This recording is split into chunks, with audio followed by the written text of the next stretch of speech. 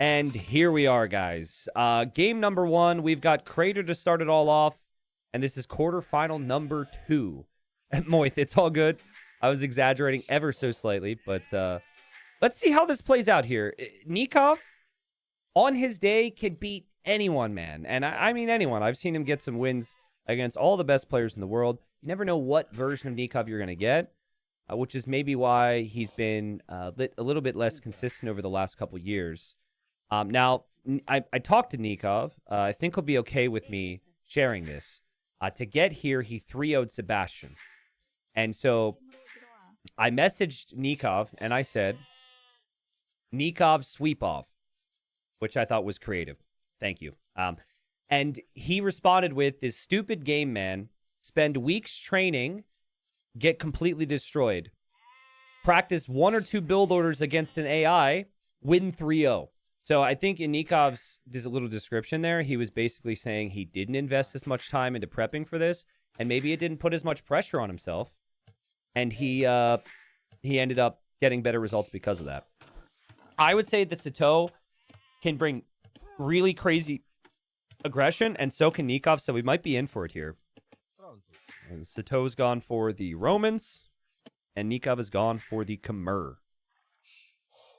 Kirby says, reminder to put up the logo. Ah, you're right. There is no logo. I think Nikov's going to build a lumber camp here, by the way.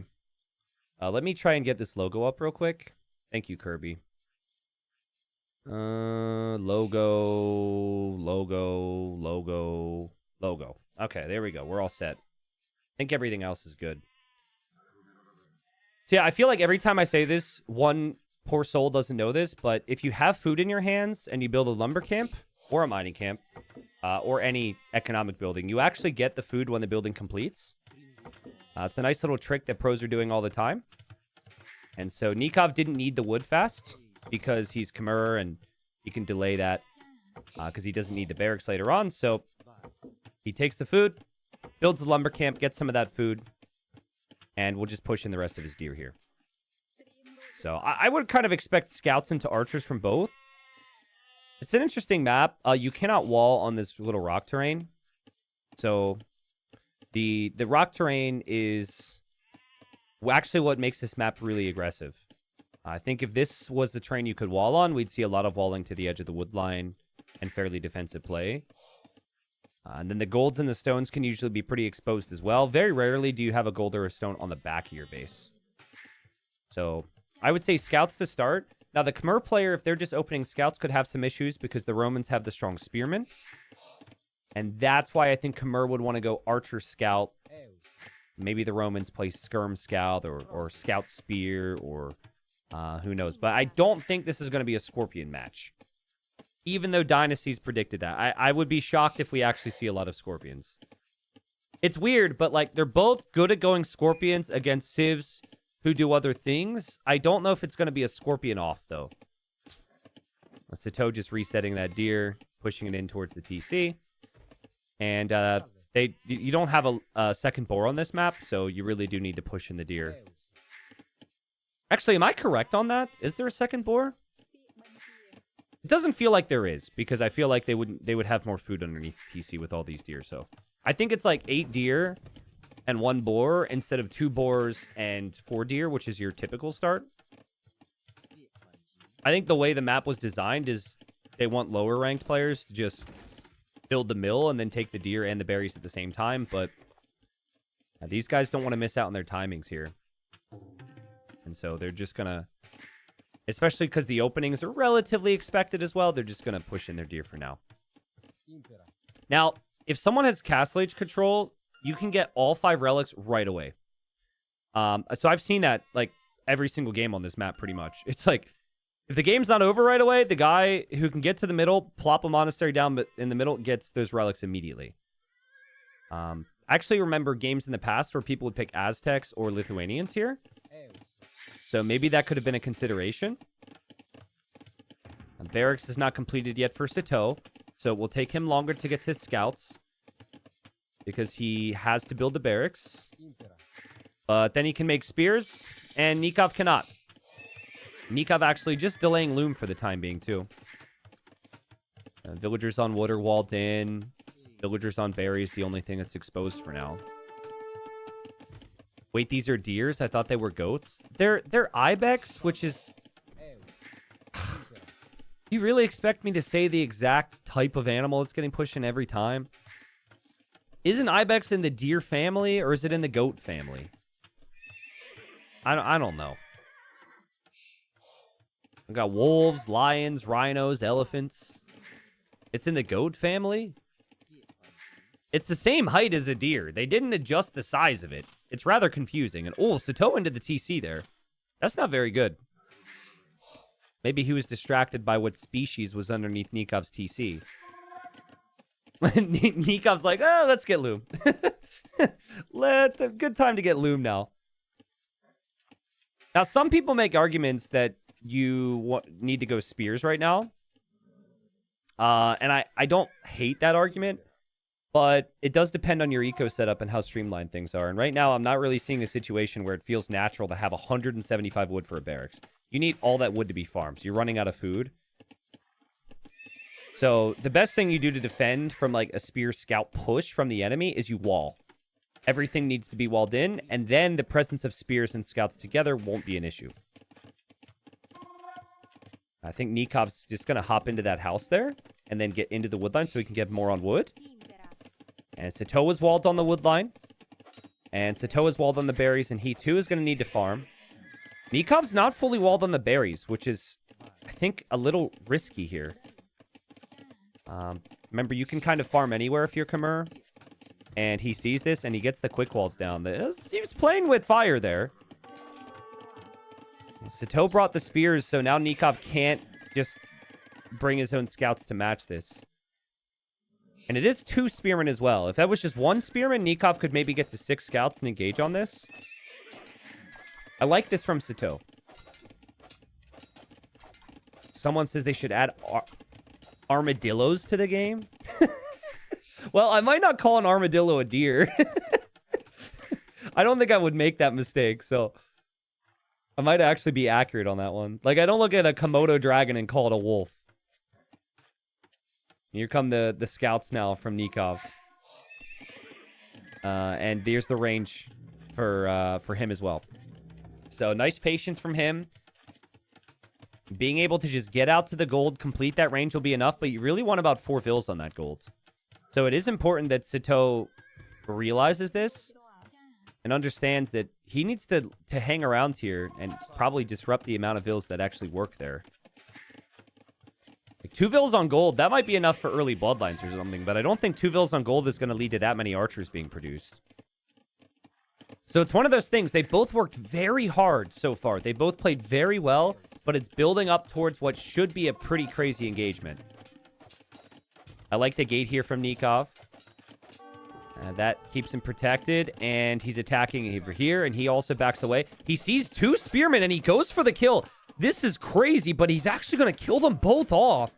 No upgrades, by the way, for either player.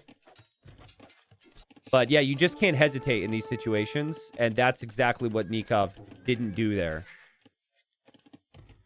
And I really like Nikov's play so far. The gate there was great. The archers just sits behind now. Now he can shift more villagers over to gold. Obviously, the wood's the most protected resource in the game for both of them. There should be no damage there. But it's now the farms on the backside. It's now the gold that becomes an issue. Sitaux has a lot more scouts than he's really letting Nicov know about. He's got 6 inside of the stable. So you can't put them back inside the stable, guys. Which is interesting, I guess. But, like, who leaves 7 scouts for this long? Nikov's basically seen no army from Sitaux.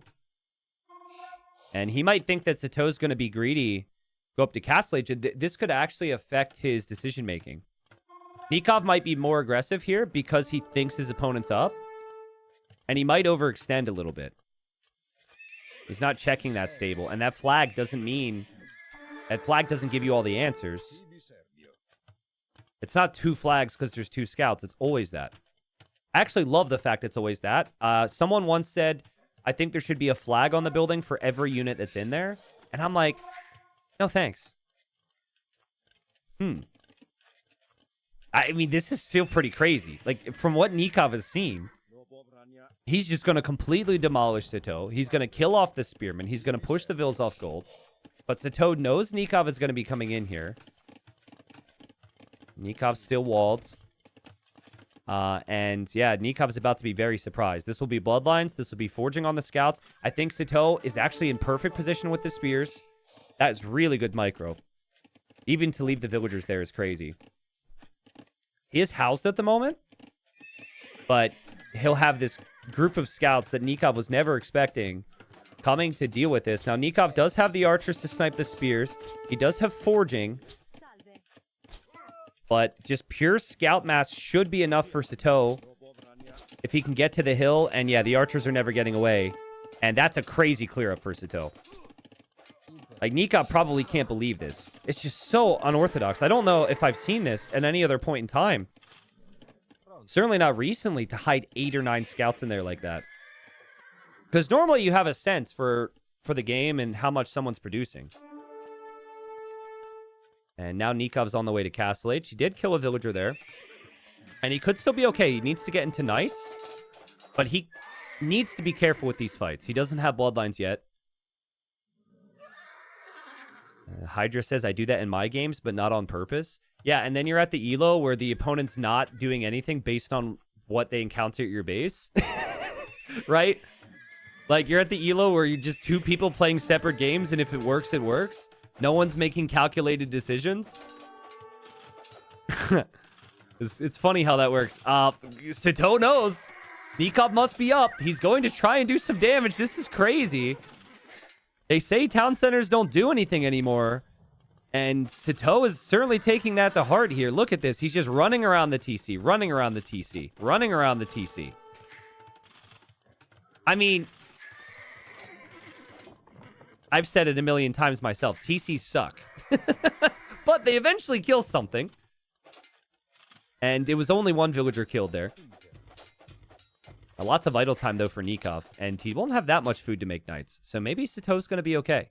Sitaux's eco is completely untouched at home, at least for now. He did bring most of his spears forward, though. So that means these 3 scouts might be able to kill a vill or 2. The scouts will run through, and nice job from Nicov. It's amazing that you can hop inside houses with Khmer. You just have to remember that you hopped inside the houses with Khmer. This is coming from someone who's obsessed with the Khmer.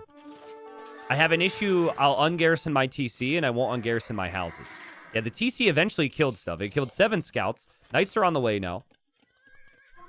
And a minute away from Castle Age is Sitaux. Well played. I mean, a really good game here. And the mark of a good game is it's just back and forth, back and forth. We had the good start from Nicov. We also had the great reaction, great response, from Sitaux. Great reaction from Nicov to deal with this. And now, I mean, I still think Sitaux is going to be fine. The next minute gets a little bit awkward here for him, especially defending this gold. But he's going to have a pretty solid army, I think. I like the lack of hesitation from Nicov, though. He immediately goes forward. And the Cav tradition's interesting. I mean, he needs mobility, and he needs to kill off the spears. But he won't have a lot of Cav archers here. And that's a lot of spears. It's very difficult to micro in this scenario. You almost can't. And the scouts go underneath the TC again for Sitaux. Nicov has the monastery out. He really wants to be getting those relics in the middle we talked about. And this is so micro-intensive, so aggressive. Nicov picks off a vill. Actually picks off 2 vills. Now he splits his groups, runs away. And Sitaux's scouts, he needs to save these. And Sitaux backs away as well. Sitaux will have his own knights. Sitaux still has that Roman eco, which is more efficient, but I think the key is actually the pikeman right now. He needs to have the pike upgrade for those 11 spears. The spears are the real difference maker. What's also nice is he has light cav, so monks are not useful for Nicov, really. It's going to be hard to get benefit from them, and that isn't the case for Sitaux. Sitaux can get monks because there's not many scouts out for Nicov. Yeah, and that double armor on the pikes are crazy. Like, you can't be anywhere near these things. And Sitaux is not allowing Nicov to move out at all with those monks. And he wants to kill that monk. The monk is hoping for a conversion. I think the Cav Archer is actually blocking the pathing there. There's also villagers there, though, so some villagers might die. And, man, there's so much happening. There was also this fight happening at the same time. Nicov killed 2 more vills. Nikov's got a 10-villager lead right now. But he does fall into this weird position where he doesn't actually have a lot of army. Also, Sitaux is building a trade cart. This is an issue that I and others have had to the point where I think it might be a bug. Obviously, it feels like a misclick, but I don't know how it happens to so many different people. Like, how is that specific thing happening? Anyways, he canceled it because you don't want to be making trade cards here. And he noticed it. I don't know. Maybe, I don't know if chat makes that mistake every once in a while. It's kind of a crazy one. Knights underneath the town center again. So that's been the theme. Sitaux just diving underneath TCs, but I don't know if that's too good here. Hey, you don't want to be losing army. And over on this side, Nicov gets the clear up on those pikemen. He had the hill. Sitaux didn't have all of them there. And he brings over some pikes to recover. Feels weird to me. Like, Nikov's trying to go CA, which I think is a good move, but he needs that Bod Canero upgrade. If he can snag Bod Canero, Cav Archers feel very smooth here. Oh, gate almost opened up. That would have been rough. Still no one has gotten all the relics. I think there's a relic on the way back for Sitaux, though. So he might be able to get those relics now. Cav Archers just feel great economically because there's not a lot of space for farms for Nicov, so you're just stuck. He's really struggling to spend his wood right now. He's had a lot more villager idle time than Sitaux. Sitaux's eco has been working a lot more freely. I don't know if Sitaux's army will be as good long-term, though. He needs to get these relics fast. He won't get that one. But still Nicov doesn't have Bod Canero. Does he realize that? Damn. Knights in front. Cav Archers behind. Second TC now for Sitaux. Who's behind in vills, but is ahead in worker efficiency. You can tell Nikov's eco... He's keeping the vills alive, but they're not exactly accomplishing much. That monk gets picked off, man. Sitaux is crazy underneath these TCs. And maybe his thinking is, I'll lose my army, but I could produce army faster than you if your eco isn't working. Again, though, if Nicov just had Bod Canero, the town centers would be doing so much more. He just has the vills queued. And he probably clicked it at some point and thinks he has the upgrade right now. So that could be the difference in the game, honestly. All the relics are going to be in Sitaux's monastery pretty soon. And I think with Cav Archers, too, you really need ballistics. Sitaux is doing a really good job at being annoying. Sitaux actually should go... typically, the Romans are going to go Knights with Scorpions once Cav Archers come out. So now Scorpions would make sense. Yeah, gold situation for Nicov could also be a real problem. Look at that gold. There's way too many people at this job. 23 people. But there was a nice fight in the back for Nicov. The Cav Archers are moving away here. He also just got a conversion on the front. So some good moments for him. This would be some time to settle his mind. Okay, I think he checks for Bodkin now. Yes. See, that fight was not good enough. That was the first time in a while he did some damage and he was like, wait a second. That doesn't make sense. So sometimes that's what needs to happen. Is you need to take the right type of fight to realize an upgrade isn't in. Similar to like not having horse color or something too, right? Because your farms continue to expire and you're like, this doesn't feel right. And then you double check. Ooh, the Cav Archers are there to snipe the monks maybe? This could be a really interesting engagement. The monks are really important here. Nikov's gonna snipe them. The other army's over on the left side for Sitaux. The siege workshop gets denied though. And Nikov's monks also exposed. I think they got one conversion. And it's such a close game, guys. Like Nicov, he needs to build up towards a bigger army here. He has the villager lead. He's got 20 on stone right now. Maybe a couple of those villagers can head over to gold. Wow, this wood line was open. And now the gate is open! Now the gate is closed!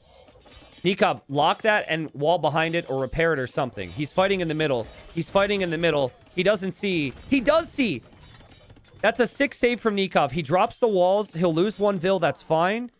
But now there's pikemen and there's knights on the front from Sitaux. And Nicov is just so much idle time. It's an absolute massacre on the front of his base. Guys, remember he had 5 cav archers, 6 cav archers, maybe 8 cav archers at one point. He's at 1 now. He's just completely stuck here. Sitaux, 2 TCs, 5 relics. He's down 30 Vils, but he's collected more resources. Just because of how efficient things have been. Let's look at worker efficiency. Total game, 61% for Nicov. It's 69% for Sitaux. 31% last minute for Nicov. And you can see almost 3 hours of idle eco time. Just the amount of villagers moving around, bumping into each other this whole game. Sitau's just been so consistent with the army production. And he's also made it very difficult for Nicov. Like, there's always another army to deal with. I think this is over. I think Sitau's going to win this one. I mean, how is Nicov supposed to survive without gold? He doesn't have an army to stop this. There's just knights and soon scorpions everywhere. They're literally everywhere. We got the knights back here still. The siege workshop for Nicov will likely go down. And this is what I mean about, like, settling the mind and staying consistent. Things got intense here. And it's going to get intense in other games as well. Sitaux is just super smooth through it all, which is hard to do.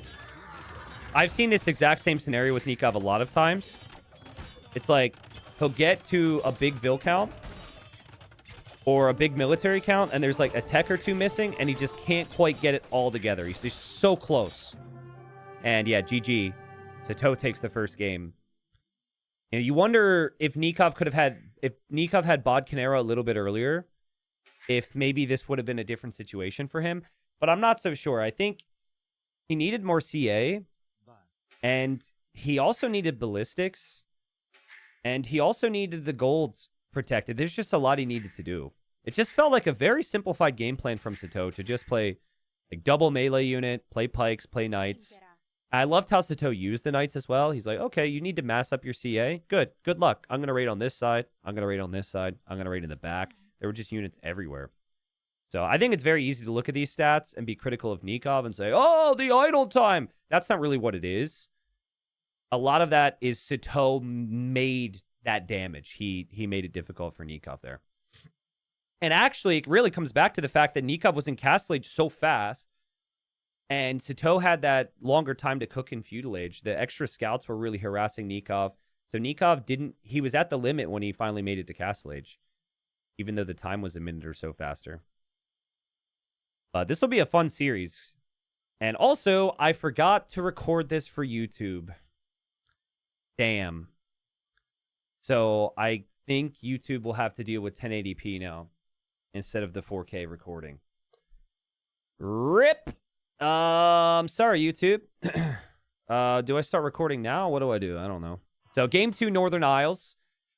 This immediately becomes very interesting to me because of the civs. If Vikings are involved, you're usually seeing galleys. So, Koreans, they could also go for their cheap galleys. They could also go for the fires.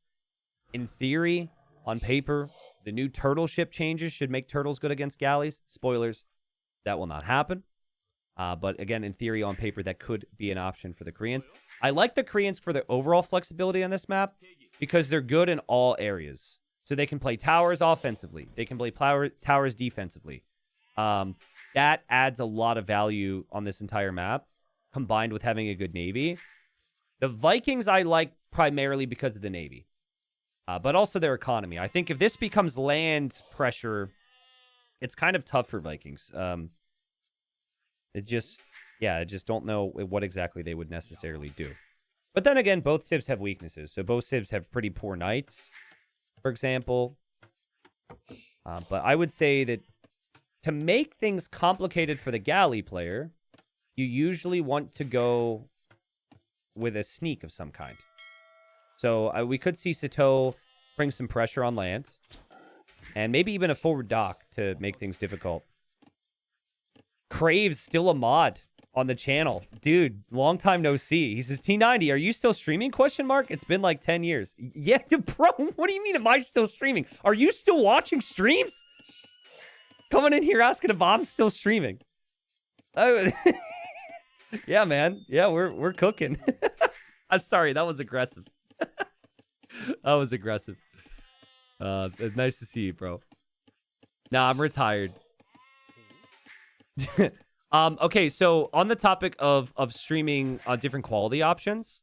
So basically for the past year or two, if you streamed on anything above 1080p on Twitch, you could do it, but then certain people couldn't load 1080p or 720 or 480. So it would add the upper option, but it would remove other quality options, which I thought was really bad because that is hurting some viewers. So I never did it. But they recently made a change, and so I'm going to experiment with it, and we'll test it out. Because I record in 4K, and so my plan is to experiment with that maybe after Regicide Rumble. I'm not really sure when. So obviously when that happens, I'm curious on your feedback. But it would be really nice to be able to stream at higher quality. Because currently I'm able to record at 4K and then stream at 1080, which is pretty dope. I'd love to be able... I think Twitch is now going to let me stream it at 1440. So... I cast in 4K and ignore the presence. Well, 4K won't be possible, I think. I think it's 2K. So yeah, we'll see. Nicov's gone forward dock. And I think Sitaux has scouted that. Yep, he knows the dock is there. I mean, if you want to play full water, I don't hate transporting and building your second dock right on top of this to really be directly next to the galley player's dock. But again, I also wouldn't hate going for transport and bringing a villager and building some buildings over here. Only cast in 4K if there's 4K or more viewers. What? That's how you get the quality options to increase. Sorry, guys. We only have 720 viewers. So we're at 720p. You need to call 300 of your friends. And if we get to 1080p, you will unlock the 1080p option. Damn, that's some next level. Oh, man. All right. Most likely, I think people would leave instead of sticking around. But interesting thought. Thank you. Also, Vince, thanks for the raid, bro. Hope everything's good.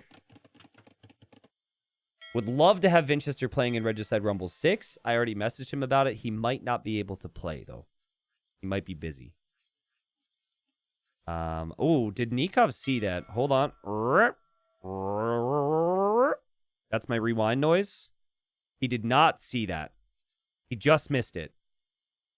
So he's not going to have any clue that villager is coming across. And that's a pretty good spot for Sitaux. He already brought the scout early. He already has an idea that there's some open space to work with here. And Nicov now going for 3 docks. Wow, so Nikov's just going... He's going to try and win water as quickly as possible. Which he could do, but, like, the fish are on the back for Sitaux. So Sitaux's fish, they're going to get a lot of value before they're killed. And it will take time for Nikov's investment into water to do too much. Also, this kind of feels like this could be fast castle for Sitaux. He brought the Vil super early, but he's up late. He doesn't have Loom yet either, by the way, and that could be something that Nicov punishes. Nicov says, okay, I can't take that Vil, I'll take this Vil. And Nikov's going for it, I guarantee you that. And you gotta get Loom. You gotta get Loom. Nice job. That actually disrupts the whole build, because he doesn't have the Vils on gold that he needs. And Nicov, oh, another villager here, still no Loom. And Sitaux can't build on that piece of rock. Will Sitaux lose another villager to the scout? Nicov will know the quick walls will come in, so he'll probably block a lot. Oh, man. How many villagers have died needlessly because their owners choose not to get loom? Usually the advice is you get loom before you go up to the next stage. That kind of avoids this. But people like to be greedy, and on water maps, people will skip it sometimes. This is a different water map, though. You've got that transport and Nicov. Nicov has done more damage with that scout than we saw people do with Man-at-Arms. And now he's got the 2 galleys coming around. Doesn't know about this Vil, by the way. And if you would like, how's this? The next person to resub, we will name this villager after. We should name him. I feel like he's going to be pretty important. I don't think Nicov knew that Sitaux was going to go galleys. So after his first round of galleys, he added a couple fishing ships. And now he knows that Sitaux will go for galleys. And he will probably add his own galleys. Radio. All right, I got you. Give me a second here. Give me a second. Also, Arbase, why did we pin the comment from Elk that said bruh? Was that a misclick? I think that was a misclick. But bruhs in chat. Because I misclicked shut up. Okay. Okay. All right, what do we got? Radio coming back? I feel like the other resubs... Well, I guess you snooze, you lose. I feel kind of bad now. Let's see. Radio... We'll just call this person Radio FM. That's their name. Save. Okay, Radio. We'll see what Radio's life is like. Right now, he's built 2 houses and he's built a blacksmith. But I'm still very confused on what Sitaux's game plan is with that villager. Oh, and now Ducks pinned the message from Arbase that says, because I misclicked, to the chat. That's funny. Are we going to have the mods fight over pinning and unpinning that message now? I think technically that could happen. It's all right. I respect it. And more galleys from Nicov. He correctly realized that Sitaux was going to be making a lot. And now his scout comes home. Maybe he hears the sound of a radio over here. Okay, Sitaux, run the other way. Or don't run at all. And oh no, radio. Oh no. Oh boy. He's running. How's your micro, dude? Just, oh, wait. Going back this way. Nikov's checking. See, Nicov thinks that this will be a forward dock or something. Because that would kind of make sense. 2 houses and then a forward dock on the back. He also has to look at everything else. But radio lives. Lives for now. Nicov dropped a barracks. Probably paranoid there would be archers coming, so he needs that to build a range. And Sitaux will be in Castle Age faster. Oh. And there's radio. Walled in. Nicov should know about this now. But maybe he doesn't. I don't know. He still has a lot of work to do on the waterfront. It's a lot of work. Can you imagine, though, if I named a unit on the map for every person who subscribed during a game? Like, I could make Captain Cookie this galley. This is such a sellout move. I'm not doing more than a couple. Okay, Captain. Captain's perfect. We'll just call him Captain. Yeah, it'd be amazing if it automatically named a villager or a unit after someone from the chat. That would be super fun. Anyways, thank you, Amp. Thank you, Captain Cookie. T90 Official, I followed your channel. That's better than a sub. Name after me.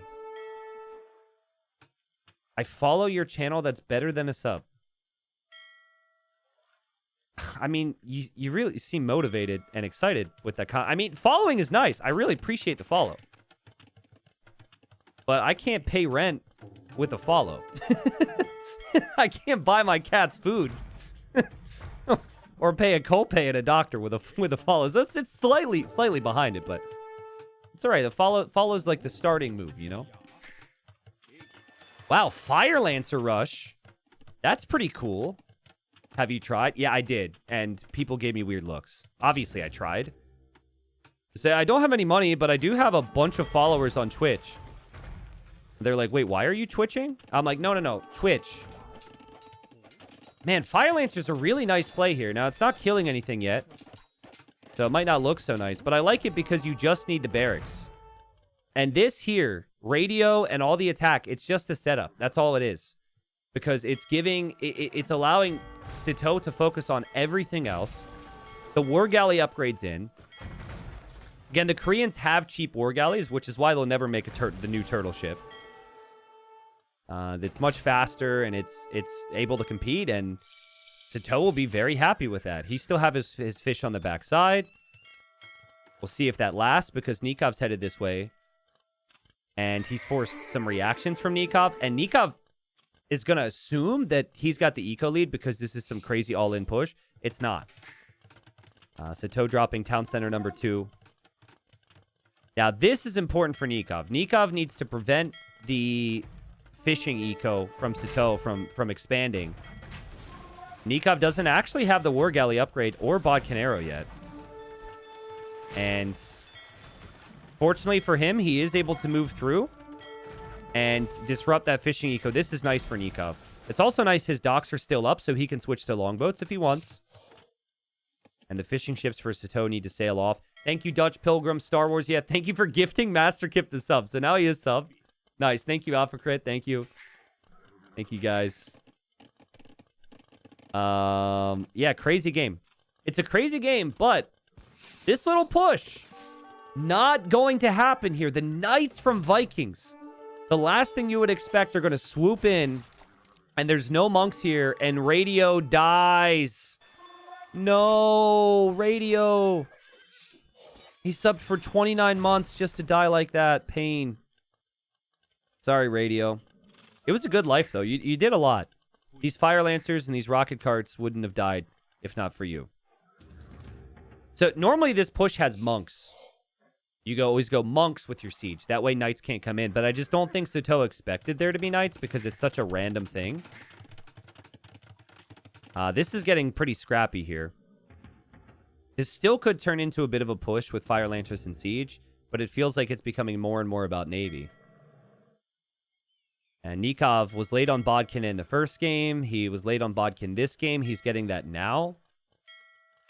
But I'd really like... Oh, are his ships stuck right now? His ships looked like they were stuck there on the shoreline. But I like his position if he can continually produce. It just seems like he doesn't have a lot of food eco, and that needs to be fixed. Sitaux seems in a slightly better position with the transitions. And he's also fishing in the back pretty heavily. For now, anyways. Nikov's galleys headed back there. Like, Nicov doesn't have bowsaw. And Sitaux does. And Sitaux has more farms with horse collar as well. And more fish. So, it's smart. The landing doesn't have to win you the game. It just has to set up everything else. Neither player having ballistics right now. Fishing ships are Nikov's goal to kill. He will find the fish. He will kill the fish. We'll feel pretty good about that. But he's also losing, like, all of his galleys. And Sitau's just continually queuing up more fish as he loses them as well.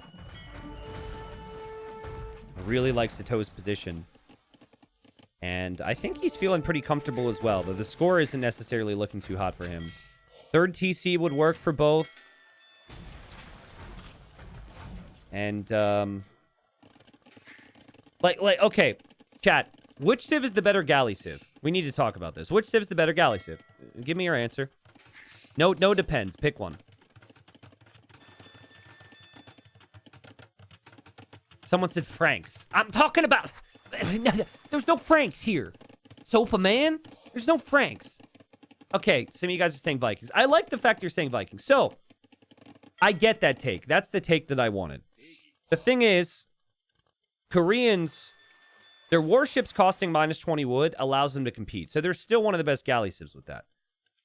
So what the devs did is they made the turtle ship, which was always good against fires before, which was nice because they didn't have demos. They didn't have a counter to fires.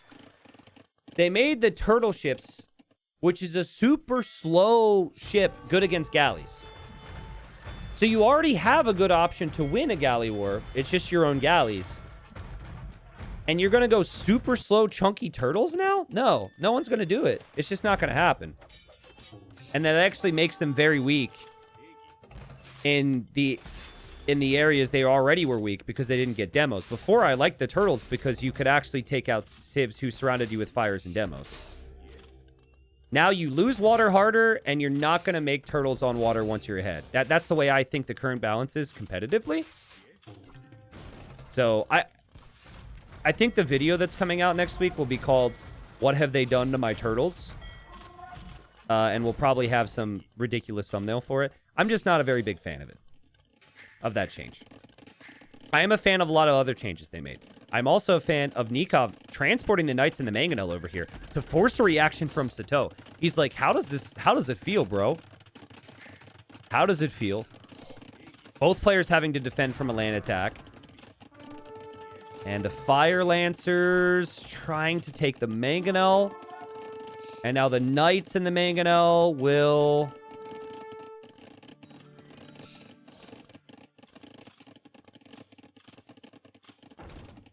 Okay, now they realize they've been spotted by the tower. And that was just an example of how much multitasking was happening. And they're gonna continue to loop around here. All right.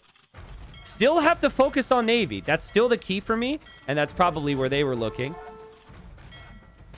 And it's still better engagements for Sitaux. But maybe getting to the point where Nicov actually has the better eco. If he can get some farms down. He's got so much wood right now. This is where auto farm would just light up the map with farms. Though I don't think Nicov would be using auto farm as much. It depends on the servers, right? If you're on low ping server, then maybe you would. I don't know. I know for a period, Nicov was not living in Argentina. I don't know where he's at right now. But that would actually play a role in if you want to use that. The middle island has lots of stone and gold. Also a couple bears. This is why I like Koreans as well, because when you get here, you can build some towers. I just love how that little landing has essentially left Nicov paranoid all the time. The ability to always produce a Fire Lancer and a rocket cart from here is sick. And Fire Lancer is a great unit for this because you have that ranged mode. And then you also have the melee. And it's just one building. You don't need to make a range. You don't need to make a stable. So you wouldn't see players invest into longswords from here because it costs food and because you need upgrades. You wouldn't see players go pikemen here usually either. So the Fire Lancer is kind of nice. See, this is where Nicov is looking now. And so he's not really able to look on the water where Sitaux is starting to gain a foothold. Ballistics is on the way. He's starting to take down the docks. There's a lot of eco on the front of Nikov's base that will be exposed if he loses the water. I think he cannot lose the water. And that's why he's producing on the back. And he's got like 5 docks back there producing too, so he could be right back on water before you know it. In this time, Sitaux could tower up the middle. Like, this feels like a really good time for him to be thinking about the transport. Maybe it's waiting there for that reason. Siege Workshop will go down, but when? Oof, that was at 99%. That's huge for Nicov. Again, this is looking bad. What a close game. It's been a crazy game. Both games have been highly chaotic between these two. Sitaux's production of Navy and Nikov's production of Navy is on the backside. But Sitaux's just got so much more.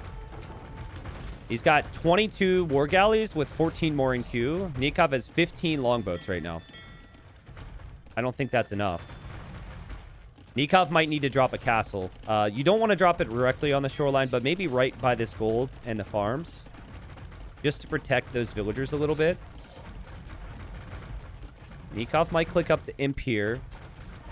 Sitaux will see the longboats now, and now he's aware. And let's see. Someone says turtles might help a lot too. They're way too slow, dude. Like, Ah!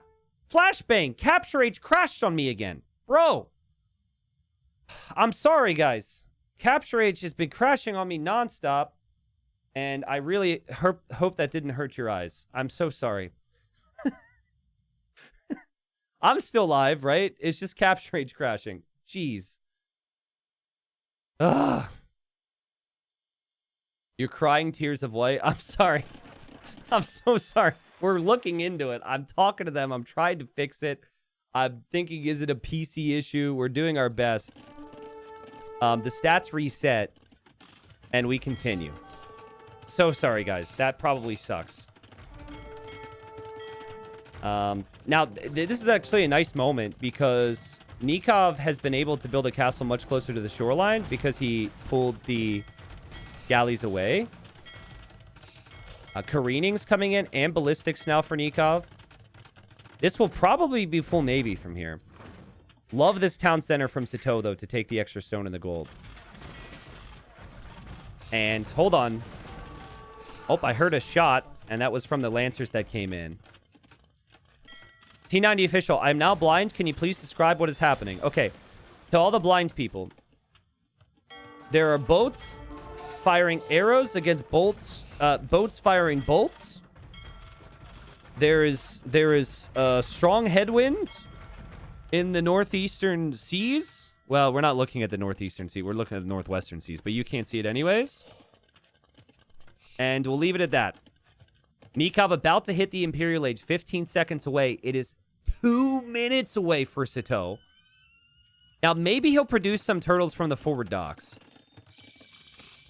Again, the way they were changed, it was to make them better against galleys. I just don't see why anyone would do it, unfortunately. Now, it might be one of those things. Sometimes people don't know something's good until someone tries it.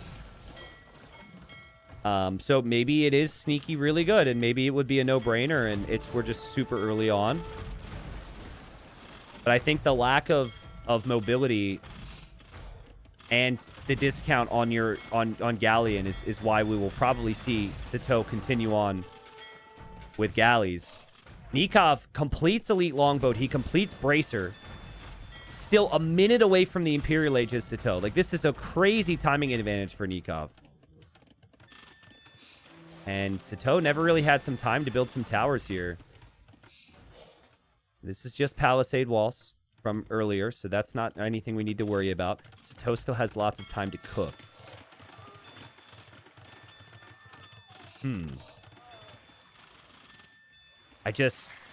It's a really close game.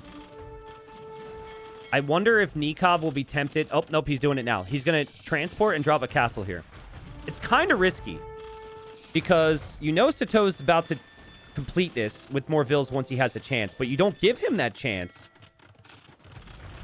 Shipwright coming in for Sitaux, and yeah, now they're both going to try and build their castles. I think I think Nikov's is going up. Sitaux's might not. Damn! That's so good for Nicov. Chat, let me know, has your eyesight returned? Can you see now? Because there's a lot happening that I want you to see. Nikov's still going to need chemistry here. He still hasn't clicked that. Okay, they're permanently blind. Also, you need Boggs Vigar, which is 650 food and 500 gold. It's really hard to fully upgrade your longboats. But they're chewing now. And maybe this is what it takes for Sitaux to consider making some turtles. But I would never. Because the galleons after Shipwright can really compete here. I've seen it. He's dropping a tower now. They both continue to fight over this golden stone.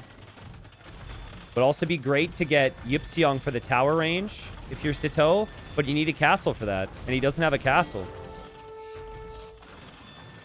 Remember, a lot of Sitaux's dock production's all in the back, and so if the front production gets camped, he could lose a lot. I love the towers here.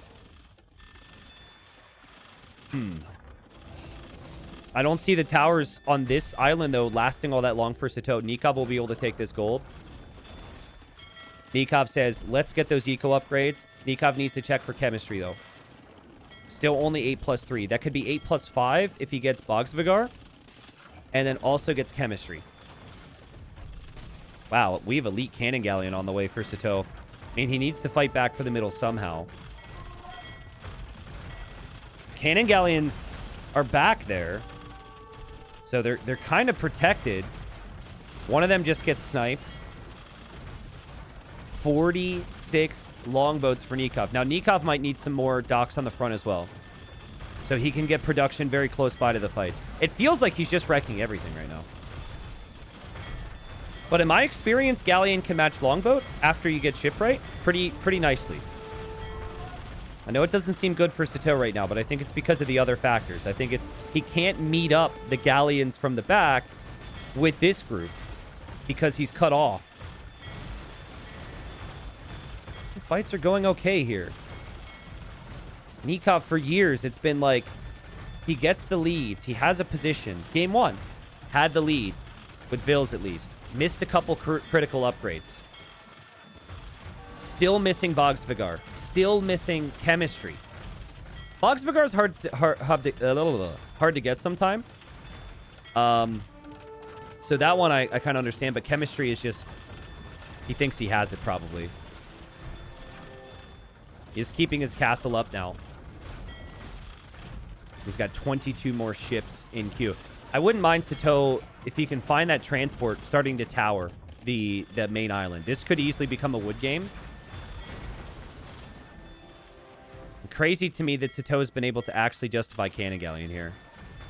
Like, it's so risky when you don't have the lead on water. Nicov wants to snipe them, and he dives in to snipe them. Damn, that was sick. Now he's getting heated shot. Bro! Kick Chemistry while you're at it. Heated shot's a great upgrade, too. Many low elo players think that that does what Chemistry does, but it does not. With castle damage output, tower damage output, greater against ships.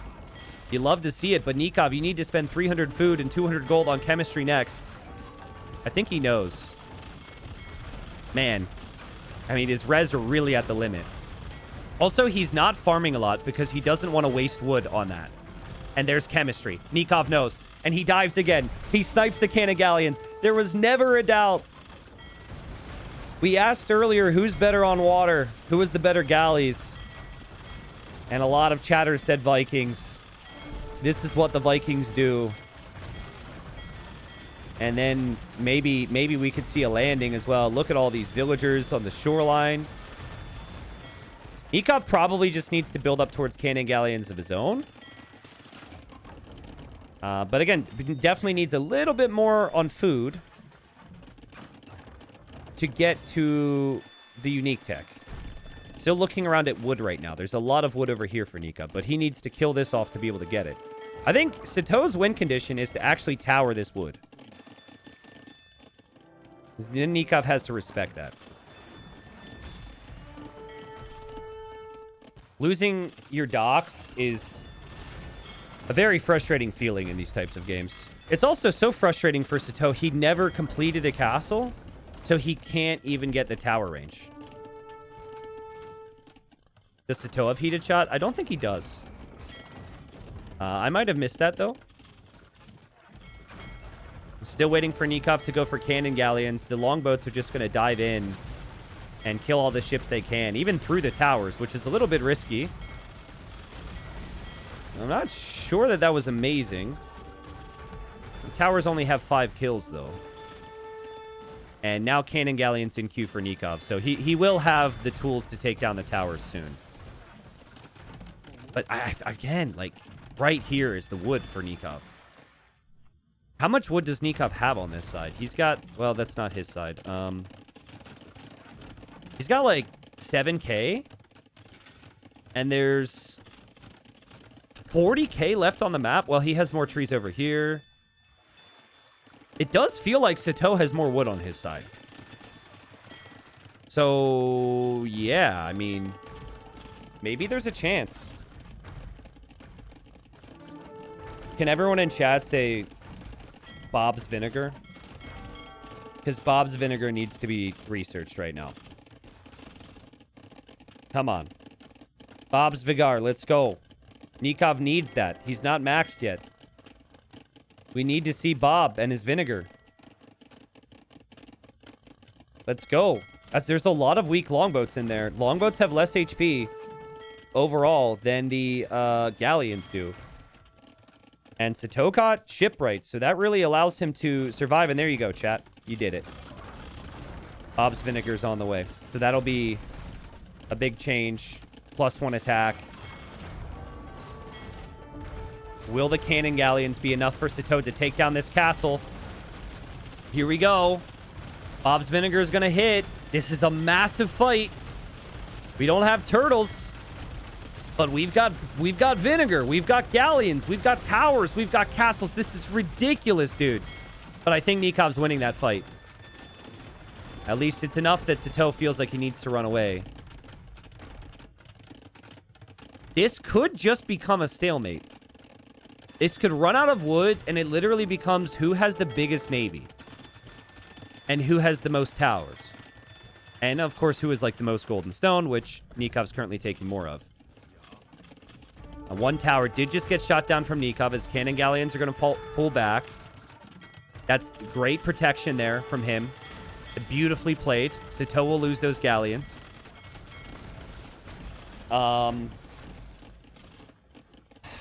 Can you maybe go landing at any point if you're Sitaux? I still think you could consider it. Maybe Nicov could consider it too. Sitaux will drop a castle here. Which, I think he just needs a castle for, like, Tex at this point. He doesn't even need a castle for Trebs or anything. I want to see if he has heated shot. Never feel like I have time. He didn't get heated shot. So that could be worth it, obviously. That and arrow slits would be very strong. And the unique tech. But that's a lot of golds that he doesn't have now. I guess food and wood for the other unique tech is fine. And there it is. Oh, the monastery with the relics. That golden cum is actually so valuable right now. Ejecting those relics also means your opponent has to spend 100 gold to go get it again. And the time and focus there. Here we go again. Sitaux making a play. Maybe fearing that things are going south here. He has a lot more ships here, guys. Look at how many galleons he's got them all stacked. And the castle for Nicov falls. Can Sitaux still do this? The towers have better upgrades than they did. Nicov will back up with another castle now. Nicov needs to regroup. He needs to pull back. He needs to pull back. He needs to pull back. He needs to back up. He needs to wait for more units. This is snowballing hard. Sitaux's got a massive galleon force. The galleons are so cheap. Shipwright is such a nice upgrade. It's an upgrade that was such a risky time for him to get it as well. Look at that, though. Ships cost 20% less wood, build 50% faster. Both of those things have helped. And that's combined with Koreans already having cheaper warships in general, right? Nicov does have a crazy queue right now. A lot of his units are over here, killing the lumberjacks from Sitaux. Sitaux needs the wood. Sitaux needs the wood. But then Nicov needs the golds in the middle. And he needs to keep his castles up and his villas alive too. Horrible day to be a lumberjack. Should have picked another job. Should have been a farmer. I don't even think farmers are going to be safe here. Oh my god. This is chaos. I'm just looking at numbers of Navy and the amount that is queued. And with that in mind, Nicov should still be ahead. He has one of those relics in the middle, by the way. Sitaux was never able to reclaim this relic. Oh god, Sitaux's woodline. Yeah, Sitaux's taking some big losses. Ooh, but Sitaux is transporting to build a keep here. Yeah, they might both call the GG. This might be a stalemate. I think they're both dead pretty soon. Just have to conserve the galleys. And whatever villagers you can. I mean, this is the last of Nikov's wood economy, guys. He does have 7K, though. But he's got 82 bills here. He's got 82 bills. Oh, my God. Okay. There's Nikov's wood economy. Sitaux's definitely playing on if he sees that. No matter else what... It doesn't matter what else happens. But he can't lose fights on water either, which he is. He does have another group coming in this way, though. So maybe a bit of a surround's happening here. Nicov a little distracted. Guys, I think Sitaux can do this. I actually think he can do this. This is a pretty big group coming in. And again, his cannon galleons are exposed. Nicov is diving for them. He needs to get rid of those in his mind. And it will be impossible for Sitaux to make more of them. And he will snipe them. That's really sick. Sitaux's trying to dance. That's a really good job from Nicov, because he still has his own cannon galleons. So he can take down the towers. Oh, these galleons are still so critical. The Vils are... the Vils are in a horrible position, man. Sitaux has more ships. He's still chopping trees. He got his relics back. I think Sitaux will win. This would tilt me so much as well. Like, if I were to lose this game in Nikov's position, this would be horrible. It's very easy to feel like, you know, maybe the maps had different amounts of wood on it. And that made the difference or something, right? When you're running into this. Like, Nicov still has gold. Sitaux does not really. Nikov's just going to run with those Vils. They have 150 wood in their hand, so that's nice. There's only 5,000 wood left. And most of that seems to be in control of Sitaux. Yeah, dance away, because you need to keep every ship alive that you can. I think Nikov's holding on. Oh, Sitaux's diving, though. Sitaux wants to take those cannon galleons. He hasn't actually been able to do it yet, though. Oh, that was a costly loss. That was a costly loss for him. He tried to do the same thing Nicov just did to him. Damn, and a lot of his ships are back here as well. Not really helping right now. 33 longboats, 17 galleons. But Sitaux comes to the middle to steal some stone and steal some golds. Damn. 2 on wood for Nicov. He is gonna just bring everything to the middle, honestly. Just take as much of the gold as you can. I'm looking around for random stumps. I'm not seeing any. Probably not worth coming back here. Also, I wouldn't delete the Vils, because that will decrease your score. And at least you could, like, Vil fight, or Vils could distract ships. Yeah, Nicov catching up with the Navy on this side for Sitaux, stopping those Vils from taking the gold. I think Nicov might have it. He might have it. He's got the Vils in the middle, on stone and golds. There's only 1 tower here and 1 tower here. So the cannon galleons, which have done 30k damage. 30k damage, can take that out. He's escorting his villagers to the middle. There's another navy over here. His cannon galleons need to be protected, and man, does he protect them.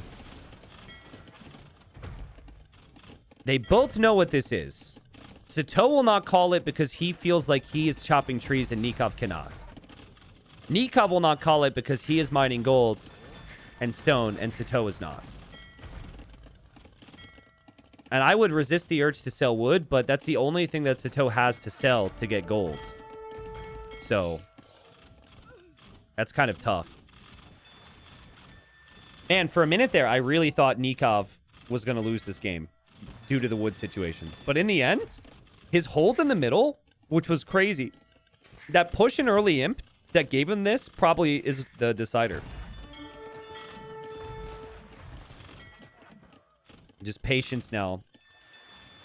And GG. Damn.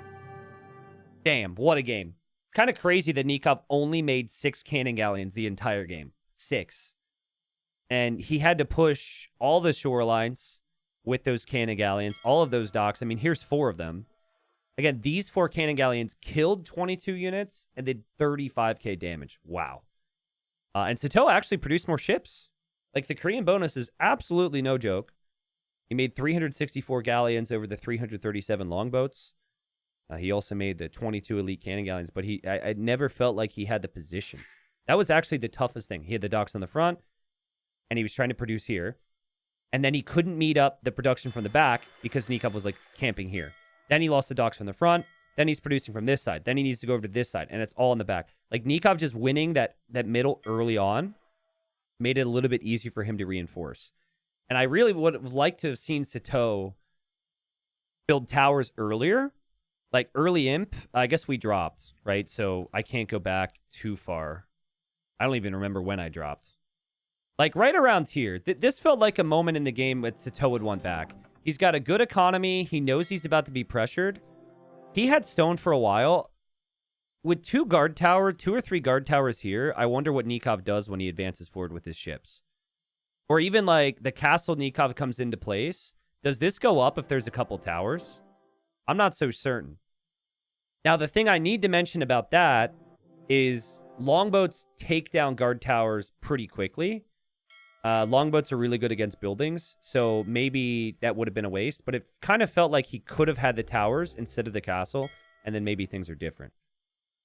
Because, again, at this stage, he did actually have the better economy. His ships are cheaper, and he got shipwright. But the imp timing was a really nice moment there for Nicov, and 1-1. So, apparently, Capture Age can't capture that many ships. Actually, is this even accurate, then? This might not even be accurate. I bet you could add up the KD and do the math on how many, like, roughly speaking, how many boats went down. Maybe this is accurate, but we'll see. Anyways, 1-1. Much needed victory there for Nicov. Game number 3. Let's speed up a little. Nope, we're already at live time. And we're 2 minutes behind, so we have to watch Nikov's Eagle moving forward. We've got the classic Arabia pick, the Mayans for Nicov. And you don't see this in ranked games that frequently because people like to be nice to each other. But in tourney mode, players will absolutely try and steal. And I think the best aspect of playing Mezzo is actually that Eagle. Because the Eagle can pick off an individual villager. And it can also fight the 1v1 against the scouts in Dark Age. So Nicov steals a pig. Pig zoinking his way back home. And Sitaux's gone for the Malians here. I'm just trying to push in his deer for the time being. Which you can also just stop. Like, if you just camp here with your scout, you could make bringing in their boar awkward, and you could also slow them down from pushing in the deer. So Nicov, he's already ventured all the way over here. He can't push in his own deer. So he's just not going to let Sitaux do it. He says, nope, not going to happen. Which I think is essential because Mayans have that additional vill.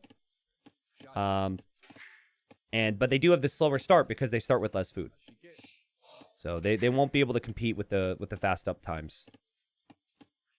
T90, can you explain how the Eagle beats the Scout? I legit curious. Okay. Scout 45 HP. 3 attack. Eagle 50 HP, 4 attack. There you go. So in Dark Age, the Eagle always beats the Scout. Because it has more HP and more attack. In Feudal, the Scout gets 5 attack and is faster. So the Scout then will beat the Eagle in Feudal. Which again is why in Dark Age, you need to have... in Dark Age, that Eagle has an advantage. And then in Feudal Age, it's kind of awkward to have the Eagle. Someone says, I don't see those numbers in-game. You don't see the numbers? Like, you can't select a unit and see the HP? Or do you just not remember it? Because, you should be able to see the numbers, man. Oh, attack speed, I don't even have memorized. Attack speed, there might be some slight change there and all that. I could look here and look at reload time and delay. But I'm just talking from experience here, so you'll have to trust me on that. And Nicov going to try the double deer push. I don't think this will cooperate, though. The one deer will go off to the side. Okay, wait. He can get this. He could maybe come back and get the other one. His gold is pretty far forward, though, so he could have some issues with that. Mayans really don't want to be pushed off of the gold. He's going to wall up for now. Cheap walls with the Mayans. Just not a typical pick these days in 3 villager start. So it's interesting that Nicov has gone for this. I feel like other civilizations have risen in the Arabia pecking order. But if you don't do some damage to Mayans, they're one of the best civilizations in the game at like mid Castle Age, early Imp. Just some awkward walls right now for Nicov. T90, how's the weather in Florida? How much Celsius do you have? Central Europe has nearly 32 Celsius, which is 89 degrees Fahrenheit. Can I tell you what the weather is right now in Fahrenheit? And then you do the conversion back into Celsius? Because I don't have the Celsius memorized. My apologies. It is 88 Fahrenheit right now, where I am at. So it is very warm here, which is pretty standard. It's 87 in the panhandle of Florida. Yeah. So the thing about Florida as well is it's very humid. So I don't know what the percentage of humidity is exactly, but it might be like 60, 70, 80% humidity. So hopefully if anyone's warm, you have some dry heat. But it can get much warmer here. So it's been very warm. It's officially storm season where I'm at. So fingers crossed we don't have any big storms. We did have a power outage last week due to a smaller one. I think Nicov just saw those militia there. So he didn't scout the barracks or anything. He just saw that. And he knew to get these walls up behind the mining camp. And, oh, man, Nicov, you've got to actually complete the walls here, dude. You can't let these units get through. You can't let the units get through, and they're going to get through. So you do all this walling, and then the units get through anyways. Frustrating, painful, but let's see if he can handle it. Nice job from Sitaux, though. Like, that's a beautiful job from Sitaux to create that gap with the scout. And that's exactly what you want. Might not necessarily kill anything, but this is a lot of hard work for Nicov right now. Nicov doesn't really need the food on the berries, though. No range yet behind this for Sitaux. He will eventually do that, but the man-at-arms give him a little bit of time. And Nicov really wants to hit that scout. And so that spearman's going to be diving in for that. Archers will be on the way. And that's kind of expected here. And Nicov gets another quick wall down there on the wood line so the man-at-arms don't come in.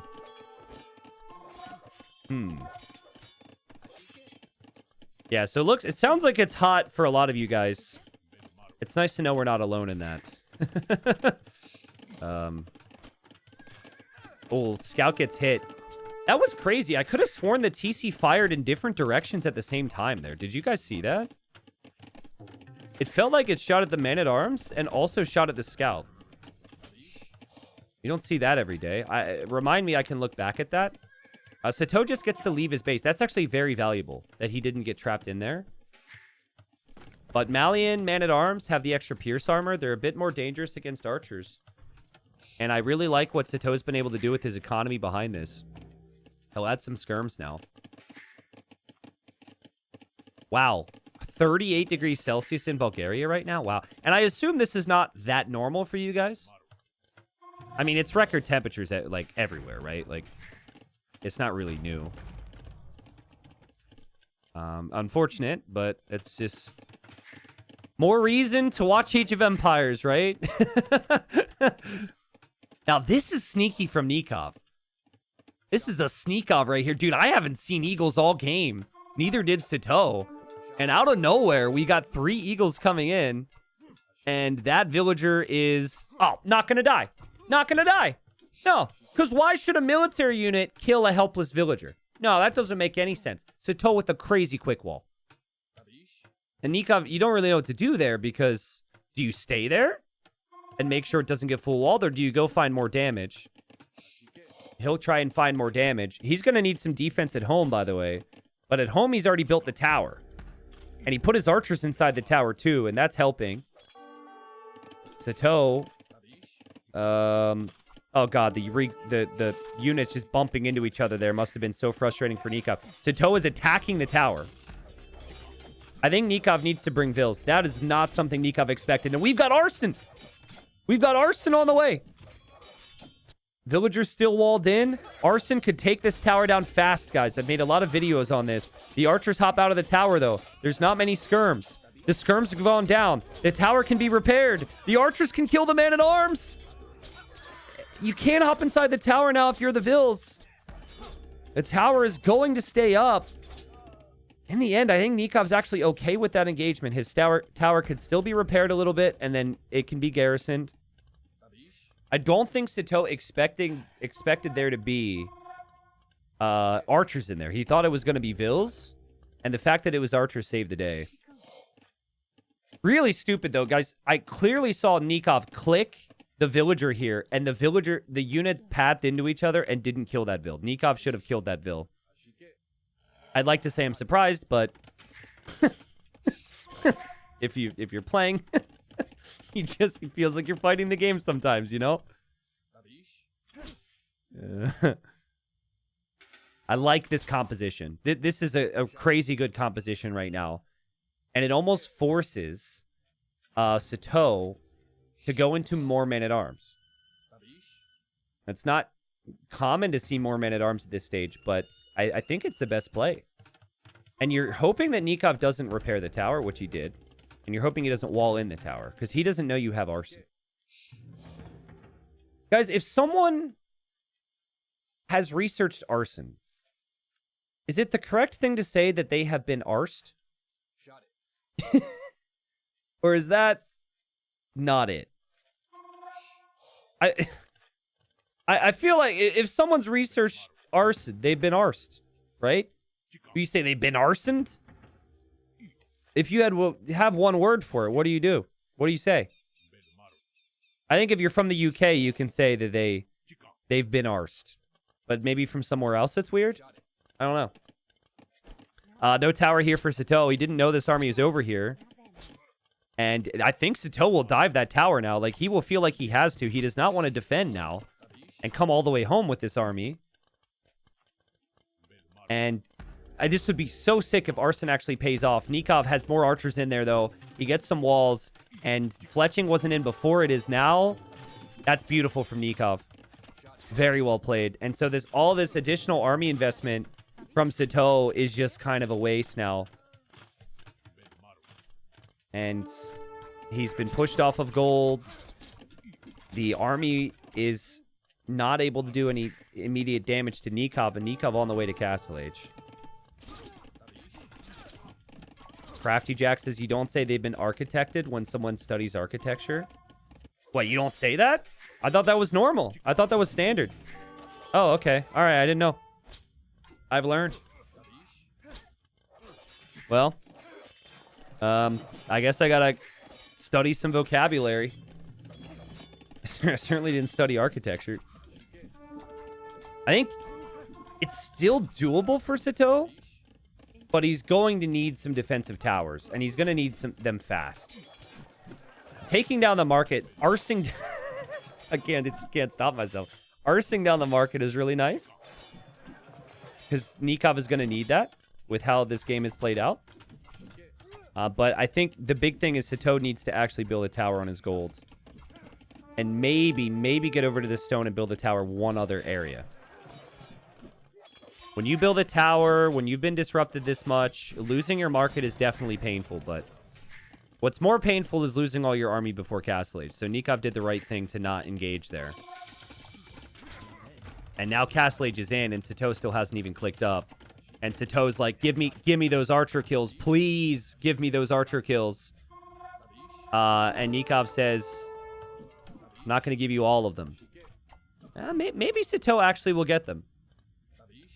The spearman is blocking the eagle right now. Yeah, I think Nicov is really focused right here to kill this army. If this archer is cleared, he can actually take gold freely. And he doesn't need the tower. Ooh, okay.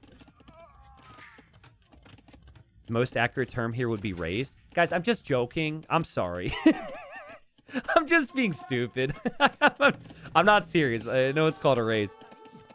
I will say that was very confusing initially, though, when I started playing Age of Empires. Like, playing CBA is actually where I learned the term raise. I had no clue what people were talking about initially. Because in CBA, you need to raise buildings to get vills and such, so... I don't know. Did anyone else learn that term through CBA? Also, I can't tell you how many times I've been watching like something, you know, some history documentary or something, or nature documentary, and they show a type of tree, or they show like I don't know, some type of like arrow technology, and I'm like, that's in the game. They stole that from Age of Empires. It's like, no, idiot. Age of Empires put that in the game because that exists in life. The crossbows are still here. And there's going to be army on both sides. Sitaux has to decide on what to go for now. And he did save some of this army, so he'll go for Elite Skirm. But this just feels like such an uphill battle now.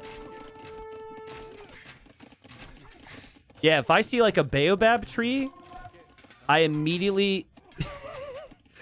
The last time I saw a baobab tree in a David Attenborough nature documentary, I immediately told my fiance, I was like, babe, guess what? That tree has 150 wood in Age of Empires.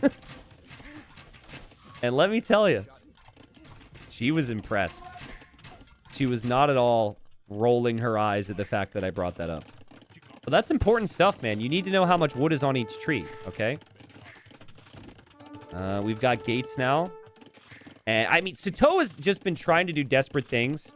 Desperate times call for desperate measures, and this is a desperate time, and that is a horrible result.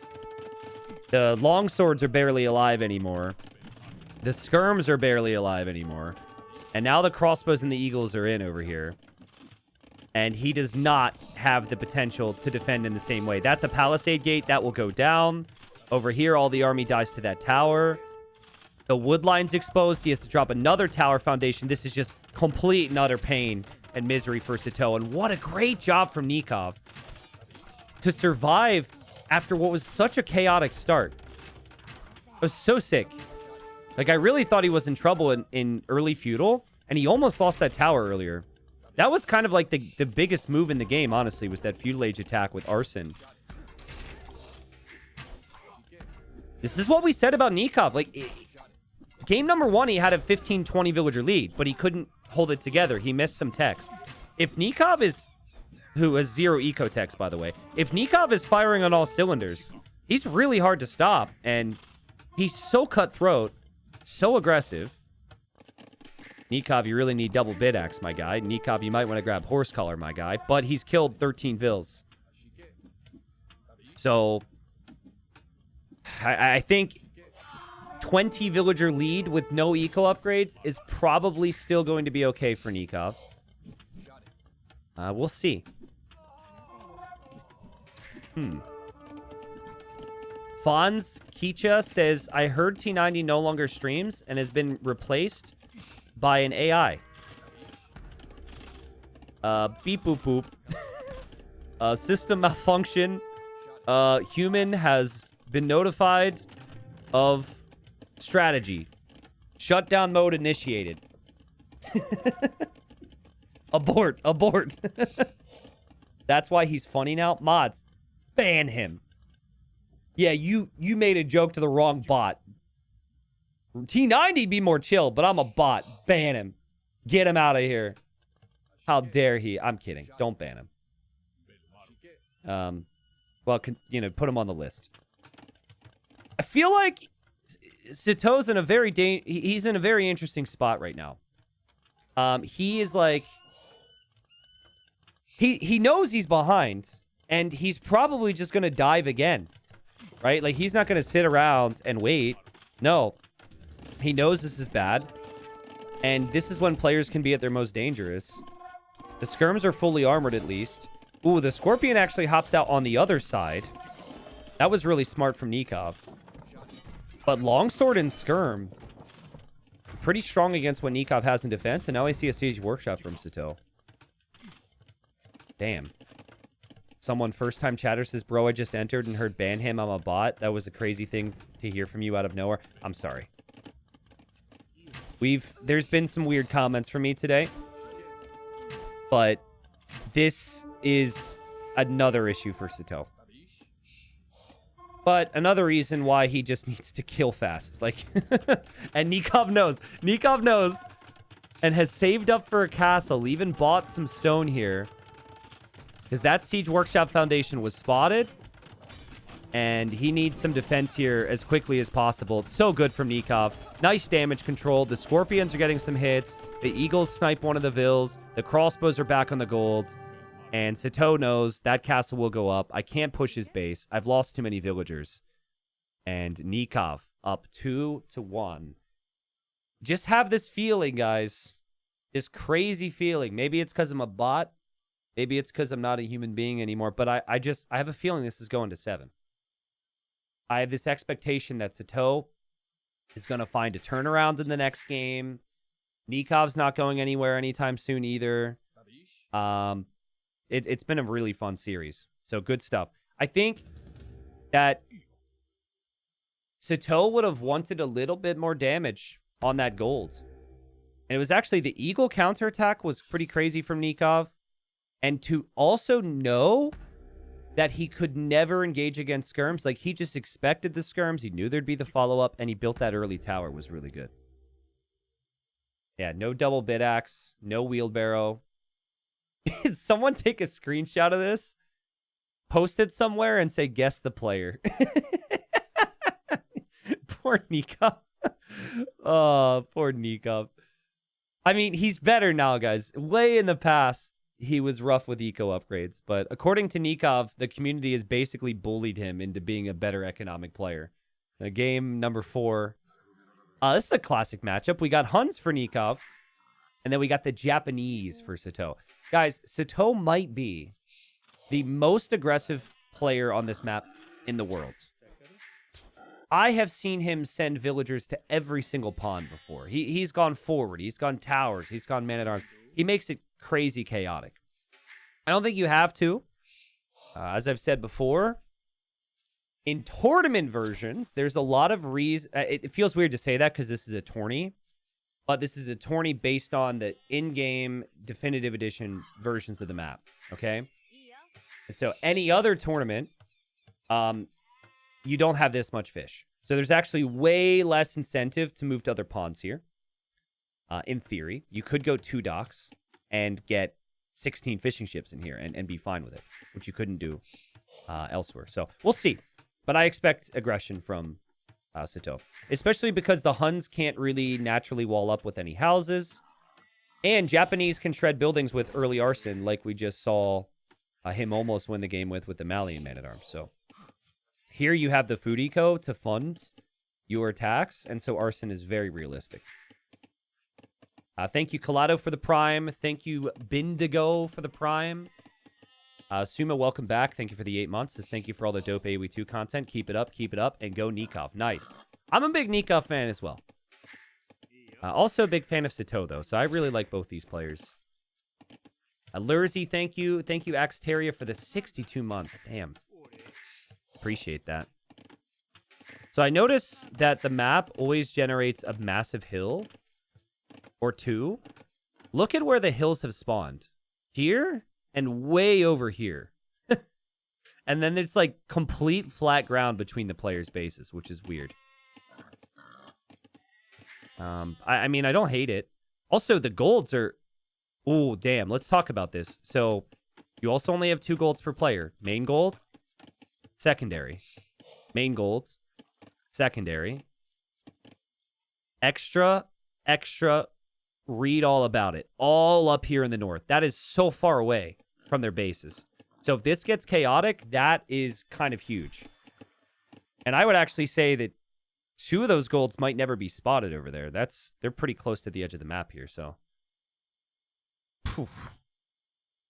T9G, could you skip the lakes, go all in feudal with Armenian longswords before the fish pay out? No, I don't think so. Because the fish pay out like immediately. Like the fish are paying out super quickly. What you could do though, is you could go Armenians, you can fish and then go longswords. Like that's way better, right? Because you have all that food income and you can then, you know, like that's a really good strat actually. It's where Armenians are actually their best. is when they have that fish eco behind it. So I think you're on the right track, but you definitely need to incorporate some fish. At least like 3 or 4 fishing ships in Dark Age. Japanese are insanely good at going man-at-arms with the fish.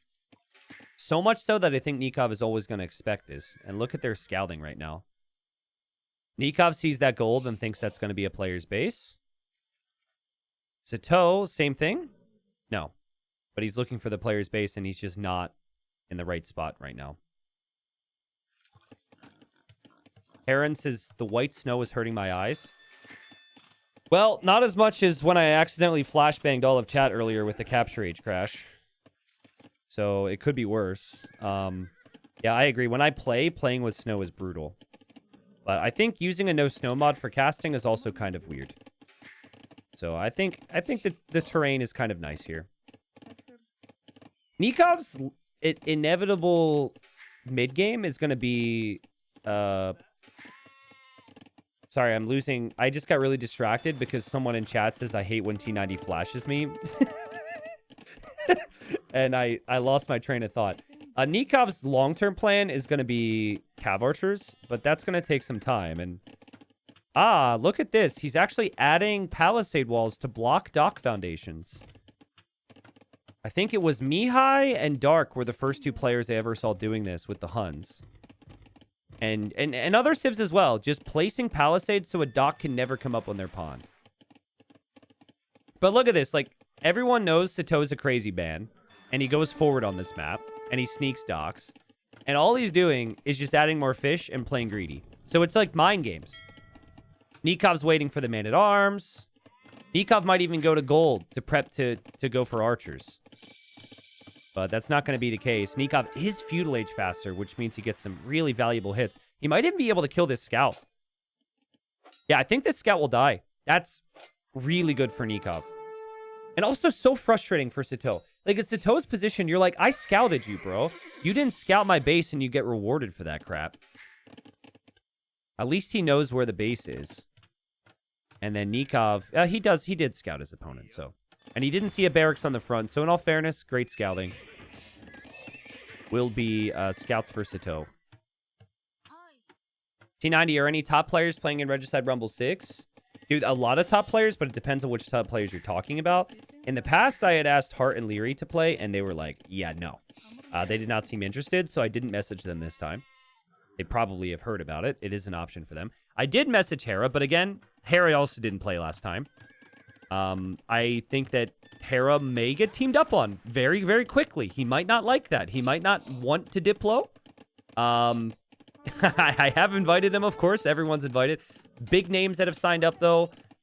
ACCM, Ganji, Barles, Valis, Dragonstar's in chat. Dragonstar will be there. Tato's playing. There's a much longer list. I have a game to cast here, but we will have, I think the lowest ranked player in the pro games based on signups will be like 2400 elo or something like that. And oh boy, big walls here from Sitaux. This is so risky, dude. It's so risky. And it's just the streak of good things happening for Nicov. The game didn't want to cooperate with him there. The units kind of froze up, but he gets the kill anyways. And I would say this is going to be tough for Sitaux. Now this villager... Oh, man. Now this villager will die as well, unless he gets the quick wall. He has had no counter damage. And now, after having seen Sitaux play so well on this map in the past, I just wonder, where's the man-at-arms? Where's the craziness? Could end up losing a lot of these sheep here as well. He has to be careful. And Nicov will see the stable. Nicov will see the range. Nicov will know a lot of army could be coming. And he sees the scouts for the first time. So he didn't actually know what Sitaux was going for this whole time. Now he does. He's got archers behind. I feel like Nicov needs to full wall. You can't wall in towards the TC. We've seen that end in disaster enough times. How do you kill the sheep? Well, if they have villagers next to it, you can use your scout and you can boop the sheep. Which does happen from time to time. Both players adding tons of fish. And Nicov in the north doing so. And then Sitaux over on the over in the west side. Nicov feeling like he's ahead now, simply going to play defense. And loves to put the archers inside the TC. He did that the same with the tower in the previous game. T90 asked them to play with alt accounts. I think in order for alt accounts to be good with anything, you need to have established personalities and like a track record of how people play. And considering the majority of pro players never play Diplo, I don't think the idea would be that good in practice. I think it adds to the value of the show to have their names and to know who is who. Be very interesting to see how teams end up forming and whatnot. So, but it could be an idea in the future. Oh my god, Nicov has trapped him. Nicov has trapped him. Nicov is going off right now. That's insane. He could have lost some vills, but nope. You're going to lose all your scouts, bro. Enjoy your time next to my gold. Now, it's kind of funny because this is a lot of idle time. And the vills aren't really working on golds. But still worth it. He also killed the villager up here in the north with the archers. And so he will not get docked over there. And Nicov is on the way to Castle Age right now. Here's what's weird, okay? When you have this much food eco and you're planning on going CA. Actually, I think if you have 12 on food, you might want to go knights. But then again, you might not want to go knights against walls. This is a lot of food income. Sitaux just double checking over here. And he doesn't see a dock there, so he doesn't know. He might think that he thoroughly checked there.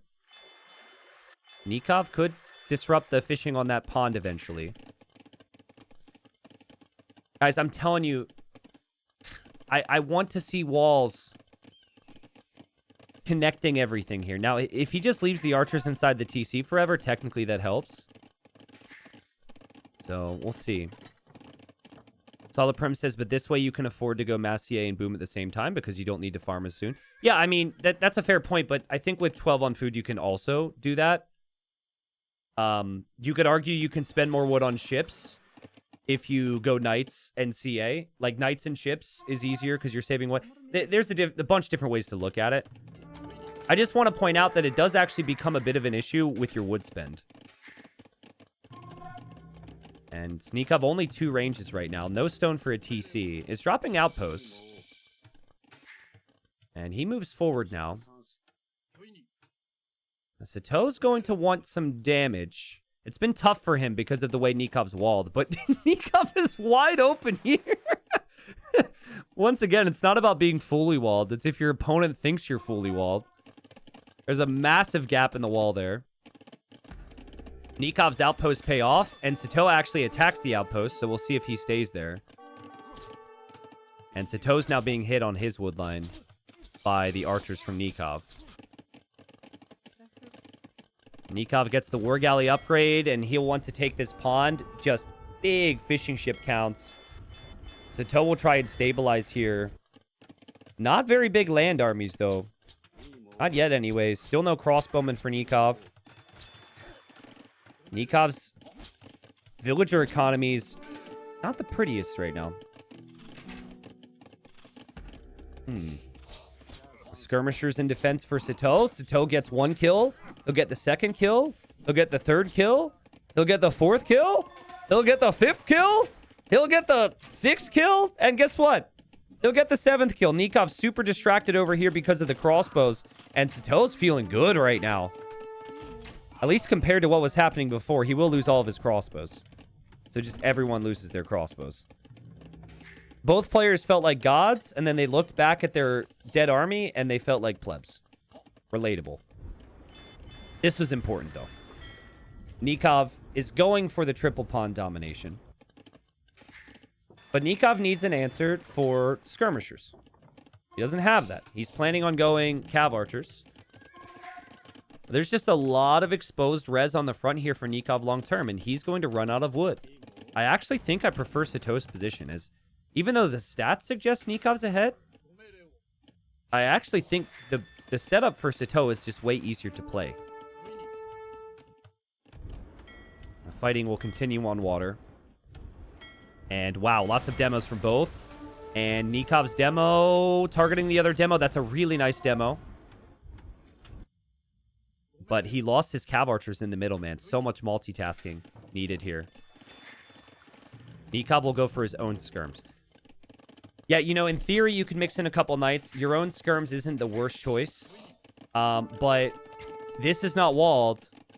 And Sitaux knows that there's no farmers around. And it's all Fishiko for food. And he runs underneath the town center. You see it so many times, man. And these skirms are going to be able to tank a lot more than the crossbowmen, and Nicov in a really, really tough spot now. Sitaux needs this game. He needs to tie this up right now. I think going down 3-1 would be really tough. And he's got to be happy with what he's seeing here. He will lose his army in the end, but the idle time for Nicov is just so high. Lose another Vil. This is his wood line now. Loses another Vil. And on water, both players being stubborn. Both players not wanting to give up. But I really want to see TCs right now from both of them. That's a sick demo there from Sitaux. Just town centers and honestly farms at a certain point. Farms or fish traps in that initial pond. This is when we need to start looking at that. I don't know how useful this is. Both players have invested a lot into this, so they won't want to give up on it. It's a way to take control and get a lead. But Nikov's economy is painful to look at right now. It's just the risk of going for this like kind of early wall approach. And Sitaux's walls we saw were more risky. It's harder to get them down. He lost the Vils, but once they're down, they're much better. Man, back and forth on this pond, man. Crazy. And cav archers from Sitaux head right back to that wood line. There's skirms there from Nicov waiting. I think he'll get his second town center up in a second. He's probably going to buy the stone. And Sitaux's second TC is very nice here. I think his next one needs to go in front of the wood line, protecting the gold as well. And so not a bad play there from Sitaux. Should point out that Nicov did get gill nets for his fishing ships. He got that very early as well, so they're more efficient. And Nicov getting ballistics, Sitaux still doesn't have that. So both players kind of like, it's very close.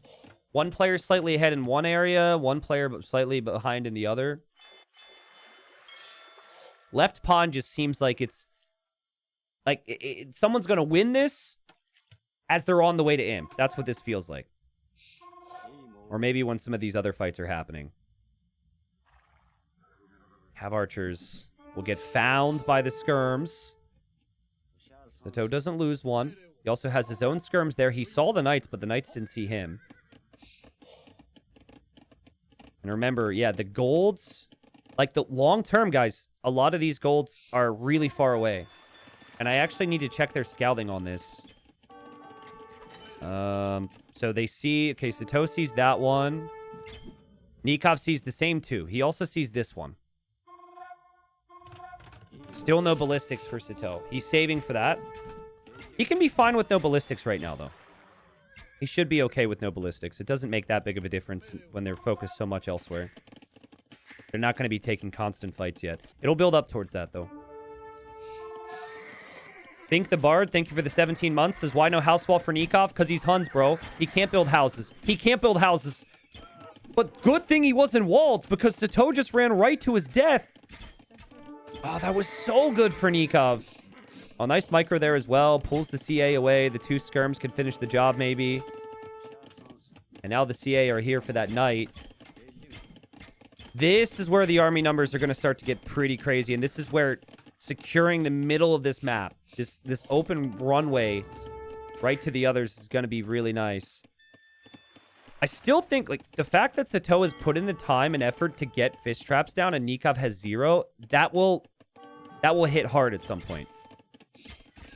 Because, like, for those who have tried this, these types of maps, you go from feeling like you have a lot on food to 0 very quickly. And it's going to only get harder to add the fish traps. This is where, like, when I add them, they're not perfect then. And then people say, oh, 290, his farms are fine, but his fish traps suck. You know, it's just tough. So that, combined with the TC locations being pretty good, combined with a lot of these fights happening directly in front of Nikov's main gold. Looking pretty good for Sitaux, if you ask me. Obviously does have ballistics right now. But it's going to be a massive micro battle. Nicov really needed gold, so that gold's a savior for him. Yep. Sitaux, this situation has been open the entire time, bro. He just runs around that wall that he thought was there. Nicov will be distracted and confused by that one, maybe. I feel like Sitau's going to send a bunch of vills to stone right now. Ready? 3, 2, 1. Bam. Feels like a good time for it, man. It feels like a really good time for it. Like, to build up towards a castle here would be huge. Oh, TC from Nicov. Obviously has to complete this one. Villagers get rocked.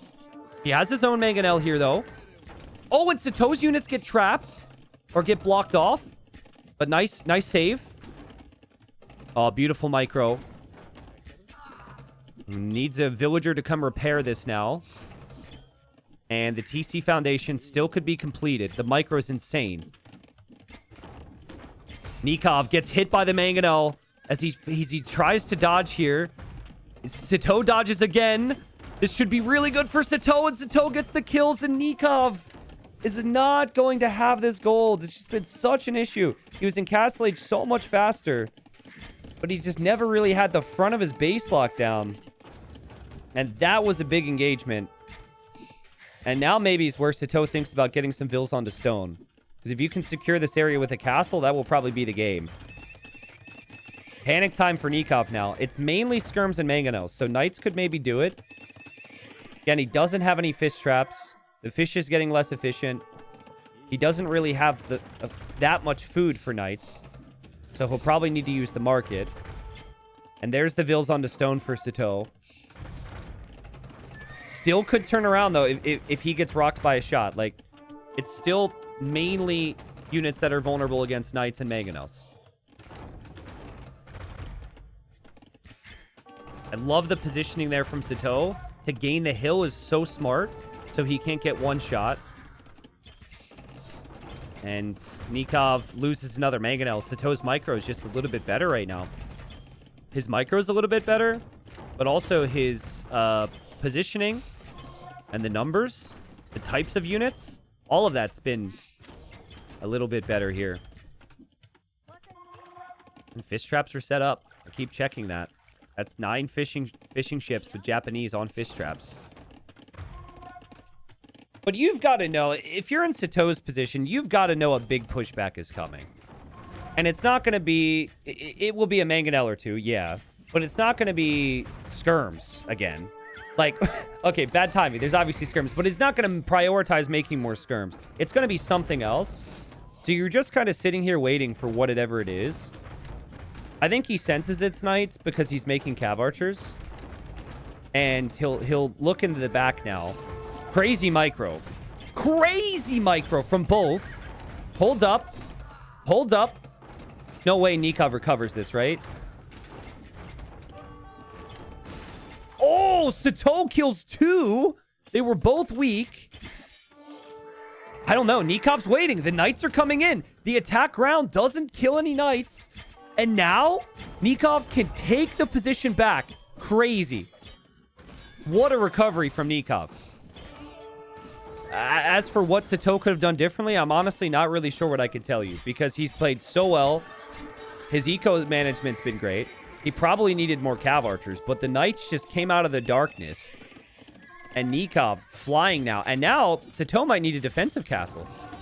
That's completely flipped the script. Look at all this exposed area now. Like, he needs this gold in the front of his base. He might need a castle right now. Nicov will drop another TC there. But this whole series has just been complete and utter chaos. Sometimes you just kind of forget that there's nerves and there's pressure involved in games. But this game has it's been very clear how intense it is. Left side, none of this matters. I'll show it. But I don't really think that fishing eco is going to change a lot. And there's the defensive castle for Sitaux as he just finds a moment. It's a little risky, but he converts the knight. He'll actually take out the mangonel with his mangonel there. That's not bad. And Nicov, he really needs to have his eyes on this castle. But he was just too focused on taking down the siege workshop because it was next to his TC, and now the castle's up. Sitaux's also on the way to Imp. Nicov needs to get his way up to Imp, and he also clicks up to Imp. Wow. Sensomark, loyal viewer, said GG. Sensomark, can you possibly explain to all of us who is it GG for and why? You weren't expecting the streamer to call you out. I get it. And it's a very Twitch chat thing to call GG when, you know, something happens. But I am curious who it's GG for and why. They're both imping. The populations are close. Well, T90, it is a good game. Oh, true. That's what GG means. That's true. That's true. It is a good game. Okay, maybe that's what he meant. Maybe that's what he meant. Yeah. Guys, I have to remind you of the gold situation, okay? So there's this gold, and this gold. And Nikov's taking this one. So Sitaux's final golds, he's got 2,700 gold left. So I really think Sitaux's win condition is you guys to take this TC. Because that's then the main gold, and he can be okay without the other golds, I guess. As for what you make, I think Cav Archers is a good option for both. And then Skirms would be a good option for both. Oh, man, Nikov's micro continues to be stellar here. Beautiful repair as well. He also cleared up the side raid. And Nicov will drop a castle here. But this will be Trebor. And it will be a weird situation where the Hun Trebs actually could be superior to the Japanese Trebs. Because Huns have greater accuracy on their Trebs. And Japanese don't have any Treb bonuses until later. But yeah, you obviously play the Treb timing here if you're Sitaux. Still wondering how efficient the food eco actually is for Nicov. Because this is 7 food income. This is 5. And then over here, there's fish traps. There's 15 fish traps. So I think it should be easier for Sitaux to afford upgrades. That's just my instinct. Don't really have too much time to check that, though, do I? Don't Huns have a bonus for Trebs? No one thinks about it. Trebuchets fire more accurately at units and small targets. Okay, so it's better in a Trebor. Like a Treb v Treb situation. But I don't know the percentage. I thought it was 20%. Oh, Sitaux, Sitaux, Sitaux, Sitaux, Sitaux! What is this castle? Sitaux! Sitaux, bro! Oh, no! He's losing units on the left, and he's got like 30 villagers dying on the right. I would have really loved a castle right next to this castle. Just double down in the middle. But he's struggling for army, guys. He doesn't know what to make. And Nicov just won't stop producing. He's producing knights. He's producing skirms. Non-stop. Every military building's pumping. Again, actually, what you could do here, if you wanted to, is you could just Treb the opponent's Trebs. But I don't think you're going to do that when you have knights. Knights can handle that. Nicov needs to stop this from happening. This can't happen. But honestly, the rest of the damage he's doing is so good. Nikov's resilience when things get difficult in this series, because Sitaux has made it difficult, has really been the difference. And he'll drop a castle here. Okay, he knows that that's essential stone for Sitaux, and that stone could always be... sorry, the castle could always be completed. Sitaux will lose his castle. And then I think he loses his Trebs. And then I think this should be GG. The Knights aren't Cavalier yet. They don't have great armor yet. But they're there. And they have not been walled out either. The gates from Sitaux are not enough. Oh, there's just too many things to look at. And Nicov will march the Trebs forward. The Trebs will take the TC. The Trebs will take the tower. And Nicov... The only thing that he could really change, the only thing he could do differently is just noticing this. But that gold isn't enough for Sitaux now. He needs an army. And he's making only skirmishers against Nicov, who is spamming Cavalier now. And that's not going to be enough.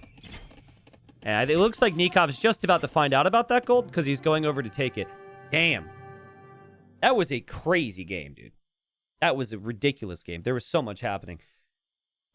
As for the difference, I mean, I'm a little confused. It felt as though Sitaux didn't know how to approach early imp.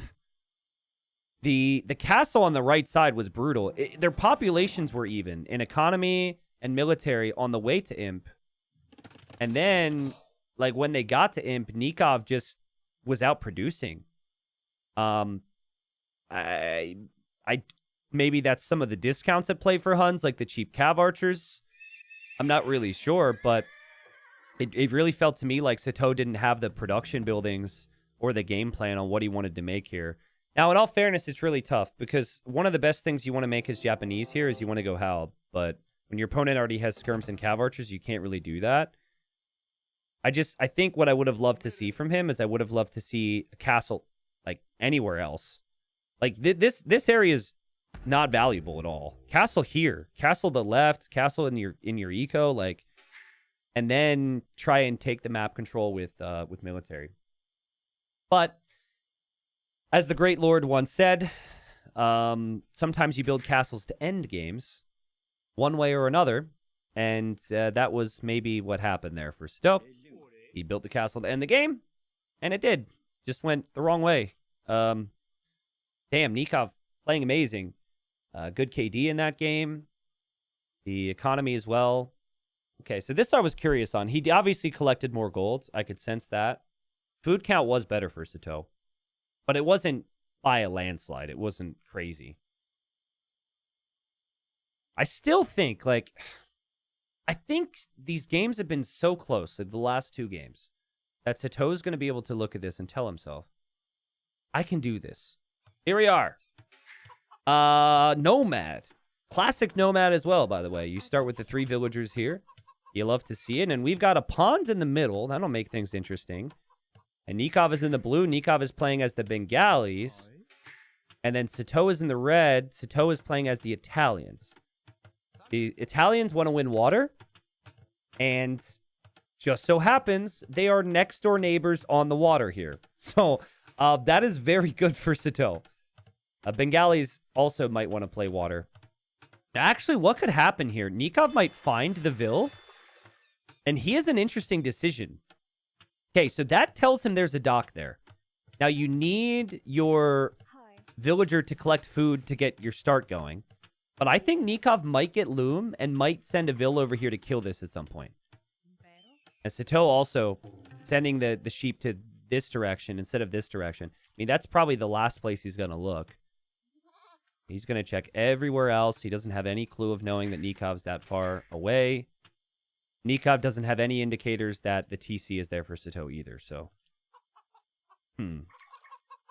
T90, the amount of joy I felt at realizing it was a best of 7, and I don't have to finish work without more games was kind of sad, honestly. That's not sad. That's what we call living here on this stream. Don't call that sad. I don't want people realizing.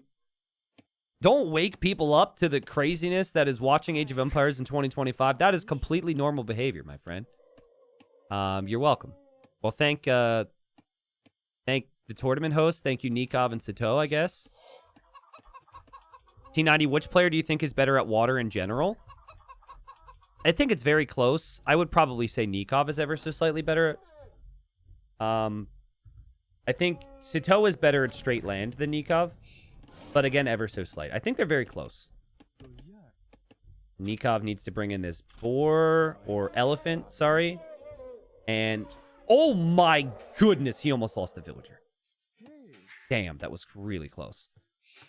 Okay, but right when you get to the amount of food, where you can produce villagers all the time, and you don't need this villager on the shorefish, I think you can justify running over there, walling around that vill, and killing it.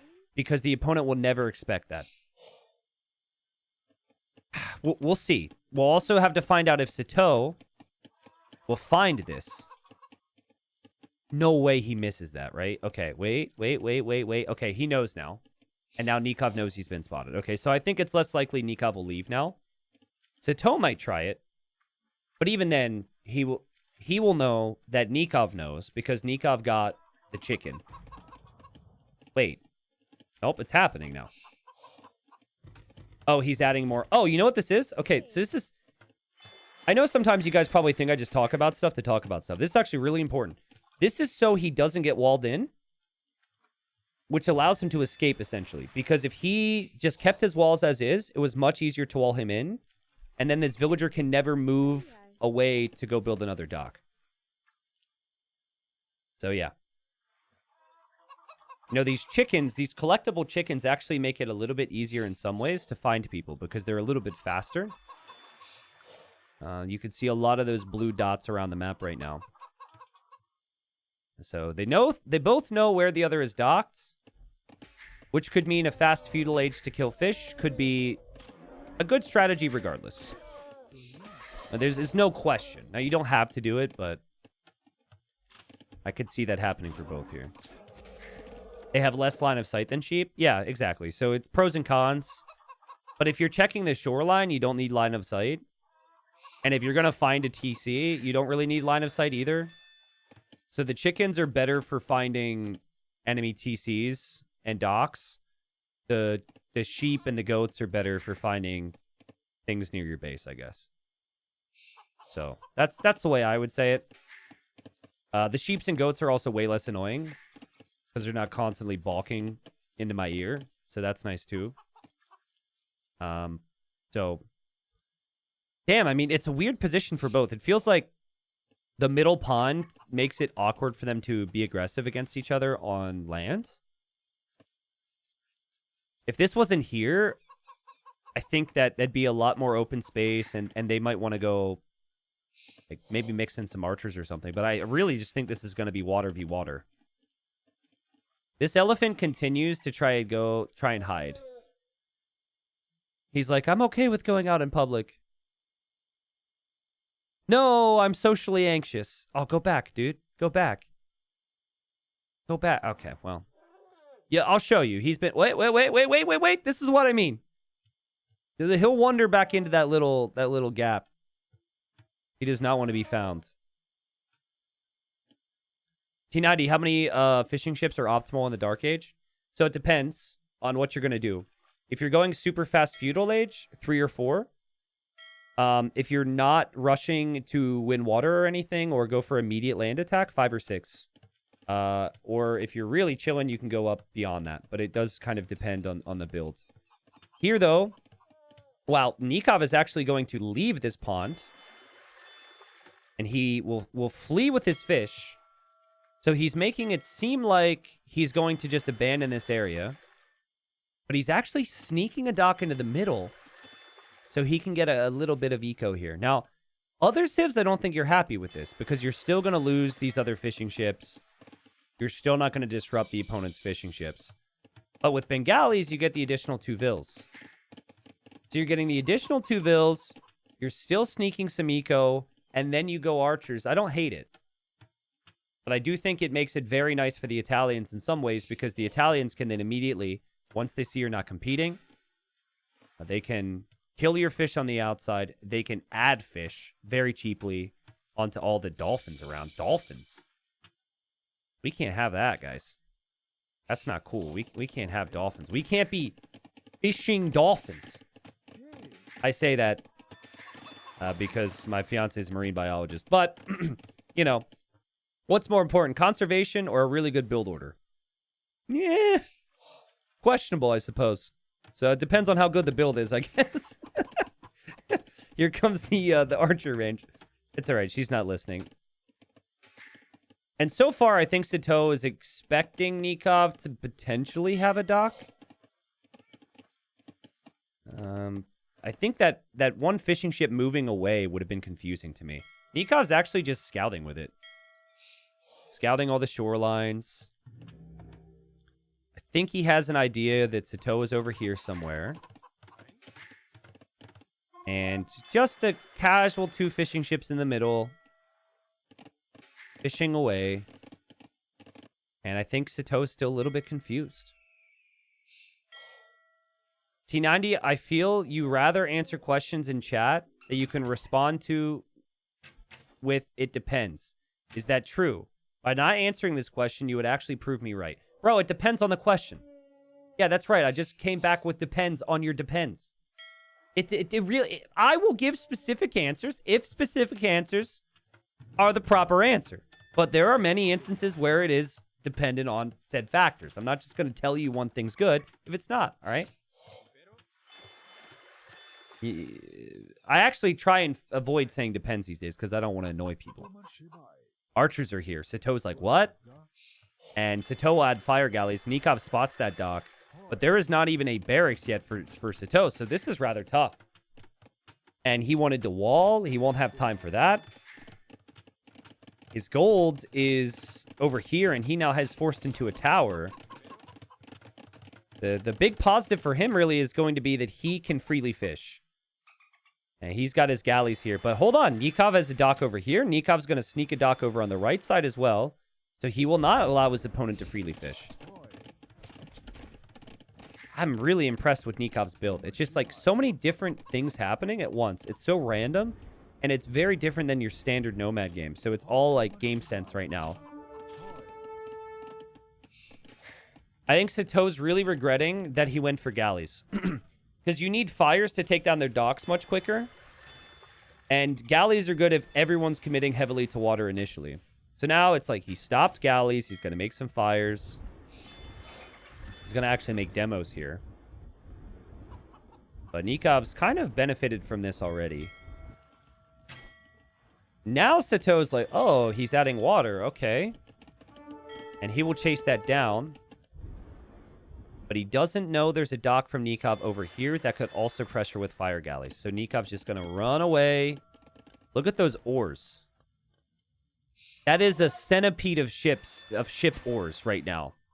Look at them. No wonder they can't move them. They're stuck on top of one another. Archers are still attacking. There's a skirmisher here now from Sitaux. And Sitau's still waiting with 2 demos and 1 fire here. This middle pond will be valuable in other ways later. So it's not just about the fish, but having this pond will be helpful for like map control in Castle Age and Imperial Age.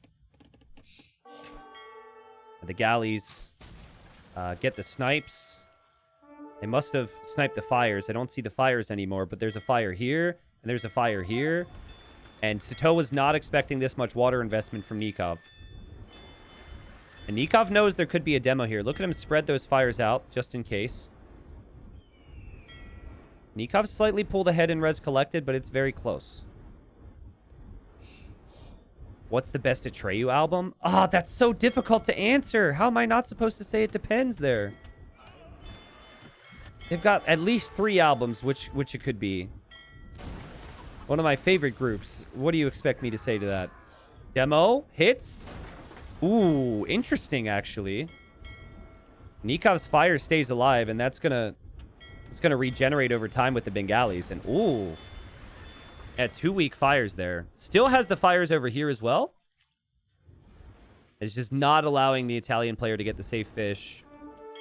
This fire galley needs to be repaired, and Nicov actually saves it. That's incredible, dude. He's playing so good. He's playing so good. It must be so difficult to know what to do right now if you're Sitaux. There's so many different areas you have to look at. Sitau's playing really good, don't get me wrong. Skirmishers will counterattack, if you could call it that. And they won't do too much. Honestly, might be a spot for Nicov to just go on the stone right now. The stone's right underneath the TC. Get to a castle, get to some Ratha. He's still producing a lot on water, though. So that might be his plan, is to just continue to fight on water in Castle Age. I also saw a stable, so maybe he'll add a scout or two. Bengalis cannot make knights, though. So that could get kind of awkward here. I don't have a big issue with Sitaux going for the middle pond. I think it was a really nice play. Because based on what Sitaux knew, he went middle pond because Nicov was not going to be okay on water. Obviously, he's now had to find out kind of the hard way that Nicov was indeed switching back onto water. And Sitaux can still win the outside water with the galleys and fires that he has. Don't let the castle age time being late fool you. It's still a very, very close game. The second Nicov doesn't pose a threat on water, Sitaux could just freely fish on the outside. I'd like to see one archer here from Nicov to just try and kill that repair villager. And actually, he's got the scout here, and that archer will get picked off. Then the skirms could get picked off as well, and Nikov's up. Dude, this is crazy from Nicov. Sitaux still hasn't clicked, and Nikov's going to build another dock. And the GG's called. Nicov, 4 straight victories. Damn, and this last one was just like chef's kiss for Nomad fans. Because there was a lot of sneakiness. There was a lot of guessing games.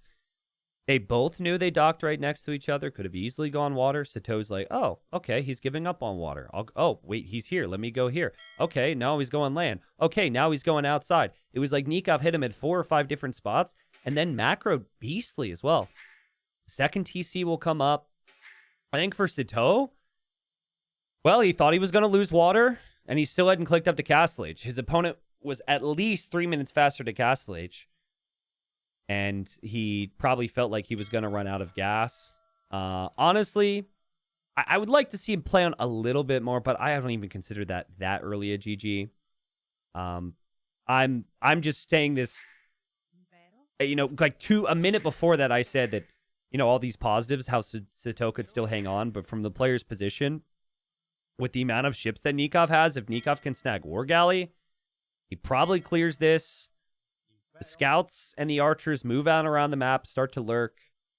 Yeah, Nicov would gain a pretty big lead from here. So, GG. Well played to Nicov. Love to see him in shape like this. And he's going to move into the semifinal here in Medieval Masters. And I know it's not like a $50,000 tournament. It's quote-unquote only a $10,000 tournament. But Nicov playing like an absolute beast here. He's got to be really happy with himself. So more wood, more food, more gold collected, and also had a few more kills that game. So tomorrow we have 2 sets in those quarterfinals. I'll show you the other 2 quarters, and I'll just show you what the bracket looks like right now for those that missed it. Yeah, only. I said only because it's still an insane event, but because we are lucky enough to still have other like big events happening, is sometimes people look at this and they're like, huh, this doesn't have the prestige, Nicov, this isn't updated here. Obviously, we just saw the result. But Nicov won this one 4-1. And then, obviously, with Yo's result earlier, it'll be Nicov versus Yo in that semifinal. Tomorrow, we will see Leary versus Tato. And then we see MBL versus Hera. So, bangers tomorrow. Maybe some of the favorites in your minds on that side of the bracket. I'm thinking... I don't know. Like, we have to look at the draft and all that, which we'll have to do on stream. But I think Tato Leary would be very close. I think like 3 villagers start, kind of standardish settings. Some of the variations some of these maps can have. I think Tato Leary would be very close. MBL Hera, I think Hera's my big favorite. I think that's not a confidence matchup for MBL whatsoever. And that is a very big confidence matchup for Hera, but we'll see. At the end, again, I think MBL with the 3 villager start, kind of standard maps, that could bode well for him. So we'll see. But that's what the quarters will look like tomorrow. Friday's a day off. And then Saturday are the 2 semis. And then Sunday is the 3rd place match and the final. So that's the plan. I will be casting every single game. So glad you guys could watch today. Hope you guys are ready for more. And thank you again for the support.